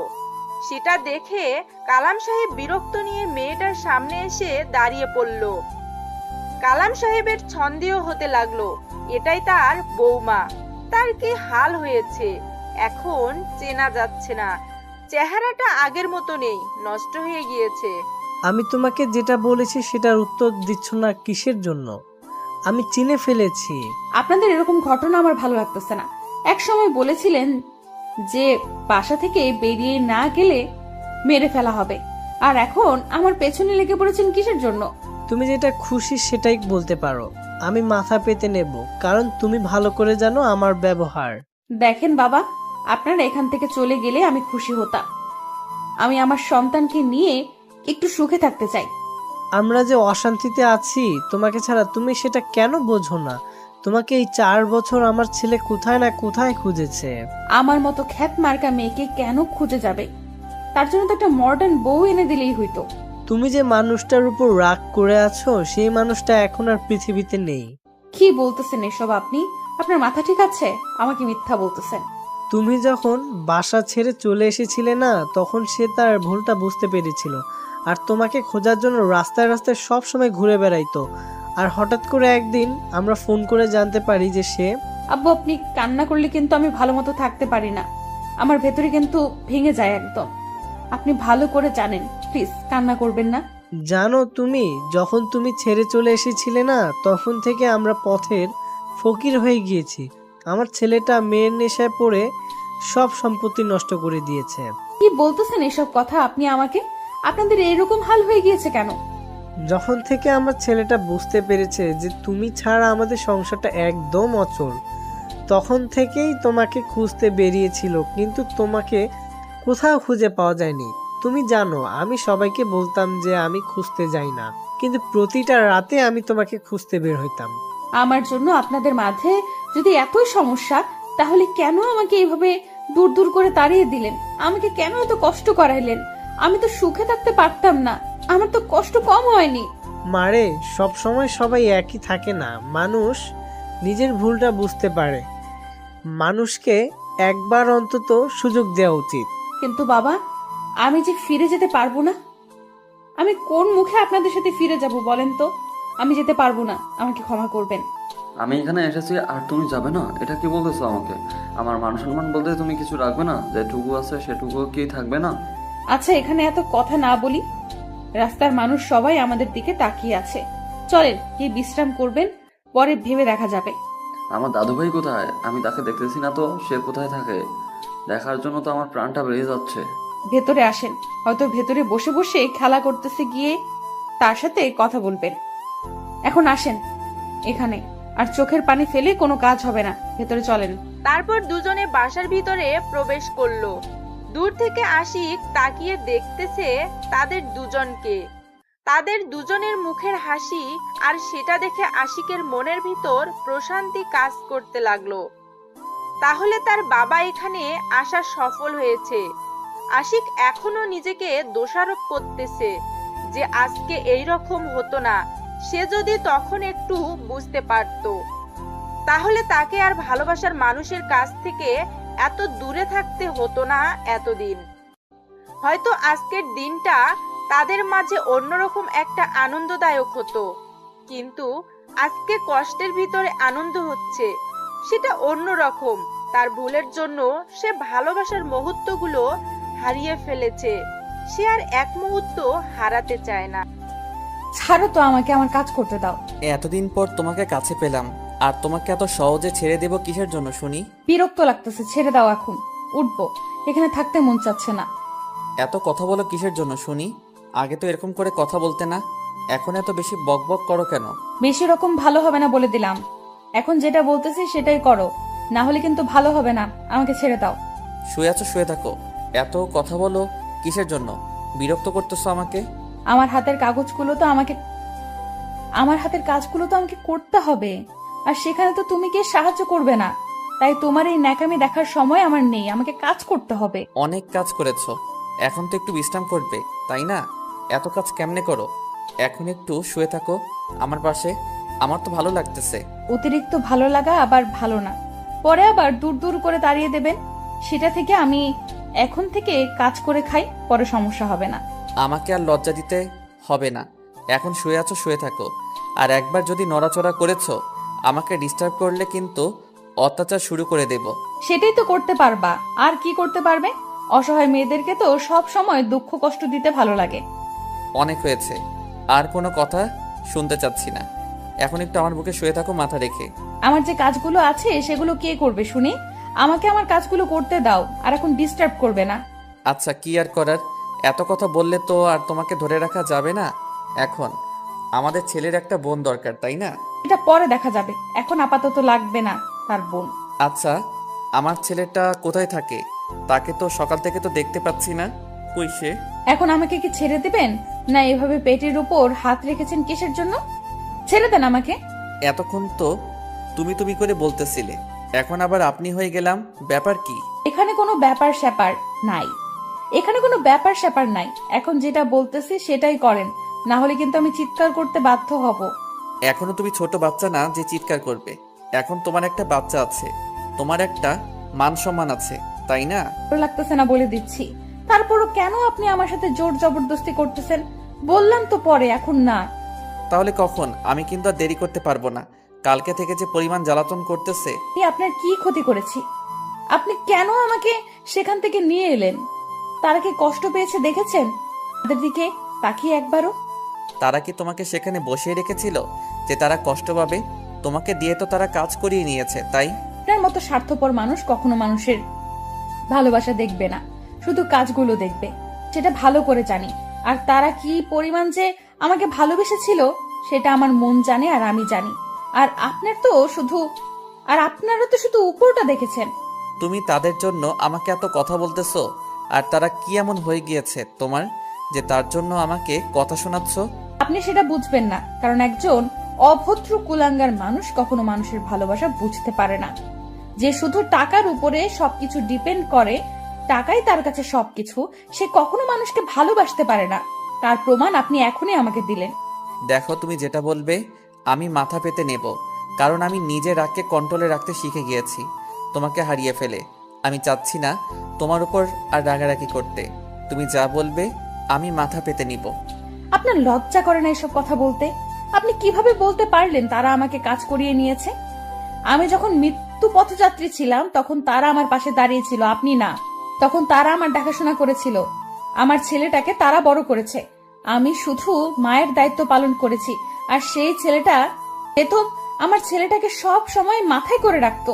আমার ভুল হয়ে গেছে, আমাকে মাফ করে দাও। আমি আর তোমাকে এই বিষয় নিয়ে কোনো কথা বলবো না কোনো দিন। আপনি জানেন গ্রামের মানুষের কত সহজ সরল? তারা আমাকে রাস্তা থেকে নিয়ে গিয়ে থাকার জায়গা দিয়েছে, খাওয়ার জায়গা দিয়েছে, সাহায্য করেছে। গ্রামের মানুষেরা যে একটা অপরিচিত মানুষকে এত তাড়াতাড়ি আপন করে নিতে পারে, আমাদের মতো শহরের মানুষেরা সেটা কখনোই করতে পারবে না। সেটা আমি ভালো করে জানি, কারণ গ্রামের মানুষরা অনেক ভালো হয়। কারণ আমি এই 4 বছর গ্রামে কাটিয়েছি, গ্রামের পরিবেশটাকে বোঝার মতো ক্ষমতাও হয়েছে এখন আমার। আচ্ছা, আমি এখন কাজগুলো শেষ করতেছি, পরে আপনার সাথে গল্প করব। সত্যি কথা বলতে এখন আপনাকে আমার কাছে বিরক্ত লাগে। আচ্ছা, তাহলে তুমি গিয়ে তোমার কাজগুলো শেষ করো, এখন আমি তোমাকে কোনো প্রকার ডিস্টার্ব করব না। আমার ছেলেটাকে গিয়ে কোলে তুলে নেন, আর তাকে আপনার নিজের পরিচয়টা দেন, কারণ বাবার ভালোবাসা তার একটু দরকার। তার থেকে যতই দূরে থাকবেন, তো আমিও আপনার থেকে ততই দূরে চলে যাব, এটাই বাস্তবতা। কথাগুলো বলে আশিকের হাত সরিয়ে দিয়ে আনিশা বিছানা থেকে উঠে পড়ল। তারপর বাথরুমে গিয়ে হালকা ফ্রেশ হয়ে বেরিয়ে আসলো। আশিক এখনো সেখানে শুয়ে আছে, আর আনিশা সেদিকে কোনো লক্ষ্য না করে তার নিজের মতো করে কাজ করা শুরু করে দিল বাসার। আশিক শুয়ে শুয়ে ভাবতে লাগলো, আনিশা যে কথাগুলো বলেছে সেটা অক্ষরে অক্ষরে সত্যি বলেছে। কারণ আশিকের মনের ভিতর টাকার মোহ এতটাই কাজ করেছিল যে সে প্রকৃত ভালোবাসাগুলো অনেক আগেই ভুলে গিয়েছে। সে শুধু টাকার নিচে পড়ে গিয়েছে। আশিক মনে মনে স্থির করলো, সে এখন আর টাকার পিছনে ছুটবে না। সে এখন অসহায় মানুষের পাশে দাঁড়াবে, তাদের ভালোবাসায় সে বেঁচে থাকবে এই সমাজের বুকে, আর তার ছেলের কাছে একজন আদর্শ বাবা হবে, আর তার স্ত্রীর কাছে আদর্শ একজন স্বামী হয়ে উঠবে। কথাগুলো মনে মনে ভাবতে ভাবতে আশিক তার বাপের কাছ থেকে তার সন্তানকে কোলে তুলে নিল। আবির আশিকের দিকে একদৃষ্টিতে তাকিয়ে আছে, কোনো কিছু না বলে চুপচাপ আশিকের কোলে আছে। আর আশিকের দিকে একদৃষ্টিতে তাকিয়ে আবির এখনো জানে না যে আশিক তার বাবা। আব্বু, তোমার কি লাগবে বলো, আমি তোমাকে সবকিছু এনে দেব। আঙ্কেল, আমাকে আব্বু বলে ডাকবেন না, আমাকে শুধু একজন আব্বু বলে ডাকে, আমার মামাই। আমি তার কাছ থেকে অনুমতি নিয়েছি, আমি এখন থেকে তোমাকে আব্বু বলে ডাকবো। আচ্ছা আঙ্কেল, আমার মামাই কোথায় গিয়েছে? তাকে দেখি না কেন? আমি তোমার আব্বু আর তোমার মামাই সেখানে কাজ করতেছে, কিছুদিনের মধ্যে চলে আসবে। সত্যি আঙ্কেল, আপনি আমার আব্বু? আমার আম্মু বলতো আমার আব্বু নাকি অনেক দূরে থাকে। এই তো আমি এখন কাছে চলে এসেছি। আর তোমার আম্মু আর কি বলতো তোমাকে? অনেক কিছু বলতো, সবসময় বলতো তোমার আব্বু অনেক ভালো মানুষ, সমাজের অনেক ভালো কাজ করে। আবিরের মুখ থেকে এরকম কথা শুনে আশিক অবাক হয়ে গেল। তাহলে আনিশা তাকে ভালোবাসে কিন্তু প্রকাশ করে না। তার মনটা অনেক কঠিন হয়ে গেছে। তার ভালোবাসা পেতে সেই কঠিন মনটাকে ভেঙে আবার নরম করবে, কোমল করে তুলবে আশিক তার ভালোবাসা দিয়ে। আবিরকে সে কোলে করে নিয়ে আনিশার কাছে চলে আসলো। এসে দেখে আনিশা তাদের রুম সুন্দর করে পরিপাটি করে গুছিয়ে রেখেছে, ঠিক আগের মতো। আম্মু, এই লোকটা নাকি আমার আব্বু হয়? এটা কি সত্যি? আব্বু তাহলে কাছে চলে এসেছে? সত্যি সত্যি এটাই তোমার আব্বু, আর তার সাথে ভালোভাবে কথা বলবে, সম্মান দিয়ে কথা বলবে, কোনো রকম অভদ্রতামি করবে না। আচ্ছা আম্মু, তুমি যেটা বলবে সেটাই। এখন আমি দাদুর কাছে যাই, আমাকে অনেক সুন্দর সুন্দর গল্প শোনাইতেছিল। আচ্ছা বাবা, তাহলে তুমি যাও, গিয়ে গল্প করো, আমার হাতের কাজ আছে, সেগুলো শেষ করে তোমাকে গোসল করাবো। আচ্ছা আম্মু, আমি তাহলে গেলাম খেলতে, তুমি আমাকে এখন ডাকবে না। অতিরিক্ত কোনো কিছু ভালো না, শোনাই। নিজের শরীরের প্রতি খেয়াল রাখতে হবে, তাই তোমার ঘুমানোর প্রয়োজন। বেশিক্ষণ থাকবে না, চলে আসবে তাড়াতাড়ি, বা ওখানে ঘুমিয়ে পড়বে। তারপর আবির রুম থেকে বেরিয়ে গেল। আশিক এসে রুমের দরজাটা ভিতর থেকে বন্ধ করে দিল। সেটা দেখে আনিশা অবাক হচ্ছে, কারণ আশিকের চোখে মুখে দুষ্টুমি ভরপুর করতেছে। সেটা আনিশা স্পষ্ট বুঝতে পারতেছে, কিন্তু আশিককে কোনো কিছু বলতে পারতেছে না সে। তারপর আশিক ধীরে ধীরে আনিশার দিকে এগিয়ে আসতে লাগলো, আর আনিশা আশিকের থেকে পিছনে যেতে লাগলো। আশিক যতই এগিয়ে আসতেছে, আনিশা ততই পিছিয়ে যাচ্ছে আশিকের থেকে। তারপর ধীরে ধীরে আনিশার কাছে চলে আসলো। আনিশা আর পিছনে যেতে পারে না, কারণ আনিশার পিঠ দেয়ালে লেগে গিয়েছে। তাই আনিশা আর পিছনে যেতে পারছে না। কি হলো, আপনি এভাবে আমার কাছে চলে আসলেন কিসের জন্য? কোনো কথা বলবে না, চুপচাপ আমি যেটা করব সেটাতে তুমি রেসপন্স করবে। দেখেন, ভালো হবে না বলে দিচ্ছি, আমার কাছ থেকে সরে যান, না হলে কিন্তু আমি আপনাকে। কিচ্ছু করতে পারবে না এখন। আমি তোমাকে ভালোবাসবো আর তুমি আমাকে ভালোবাসবে, এর থেকে বেশি কিছু হবে না বা কম কিছু হবে না। আপনি কিন্তু আমাকে জোর জবরদস্তি করতেছেন, এটা ঠিক না। আমি কিন্তু আবার চলে যাব, হারিয়ে যাব। আমি তো তোমার স্বামী, আমি কি তোমাকে ভালোবাসতে পারি না? আমি কি তোমাকে কাছে নিতে পারি না? তোমার কি সমস্যা? আমি কি সেটা একবারের জন্য মুখ দিয়ে বলেছি যে আপনি আমার কাছে আসলে বা আপনি আমাকে ভালোবাসলে বা আপনি আমাকে আদর করলে আমার সমস্যা হবে? আশিক আনিশার কথা শুনে নিজের ঠোঁট দুটো নিমজ্জিত করে দিল আনিশার ঠোঁটে। কতদিন পরে সে এই তৃপ্তিটা অনুভব করতেছে। আশিক যখন আনিশার ঠোঁট নিজের ঠোঁটে নিয়েছে, আনিশার মনের হচ্ছে সে অন্যরকম একটা ফিলিংস কাজ করতেছে। আনিশার শরীরে বিন্দুমাত্র শক্তি নেই।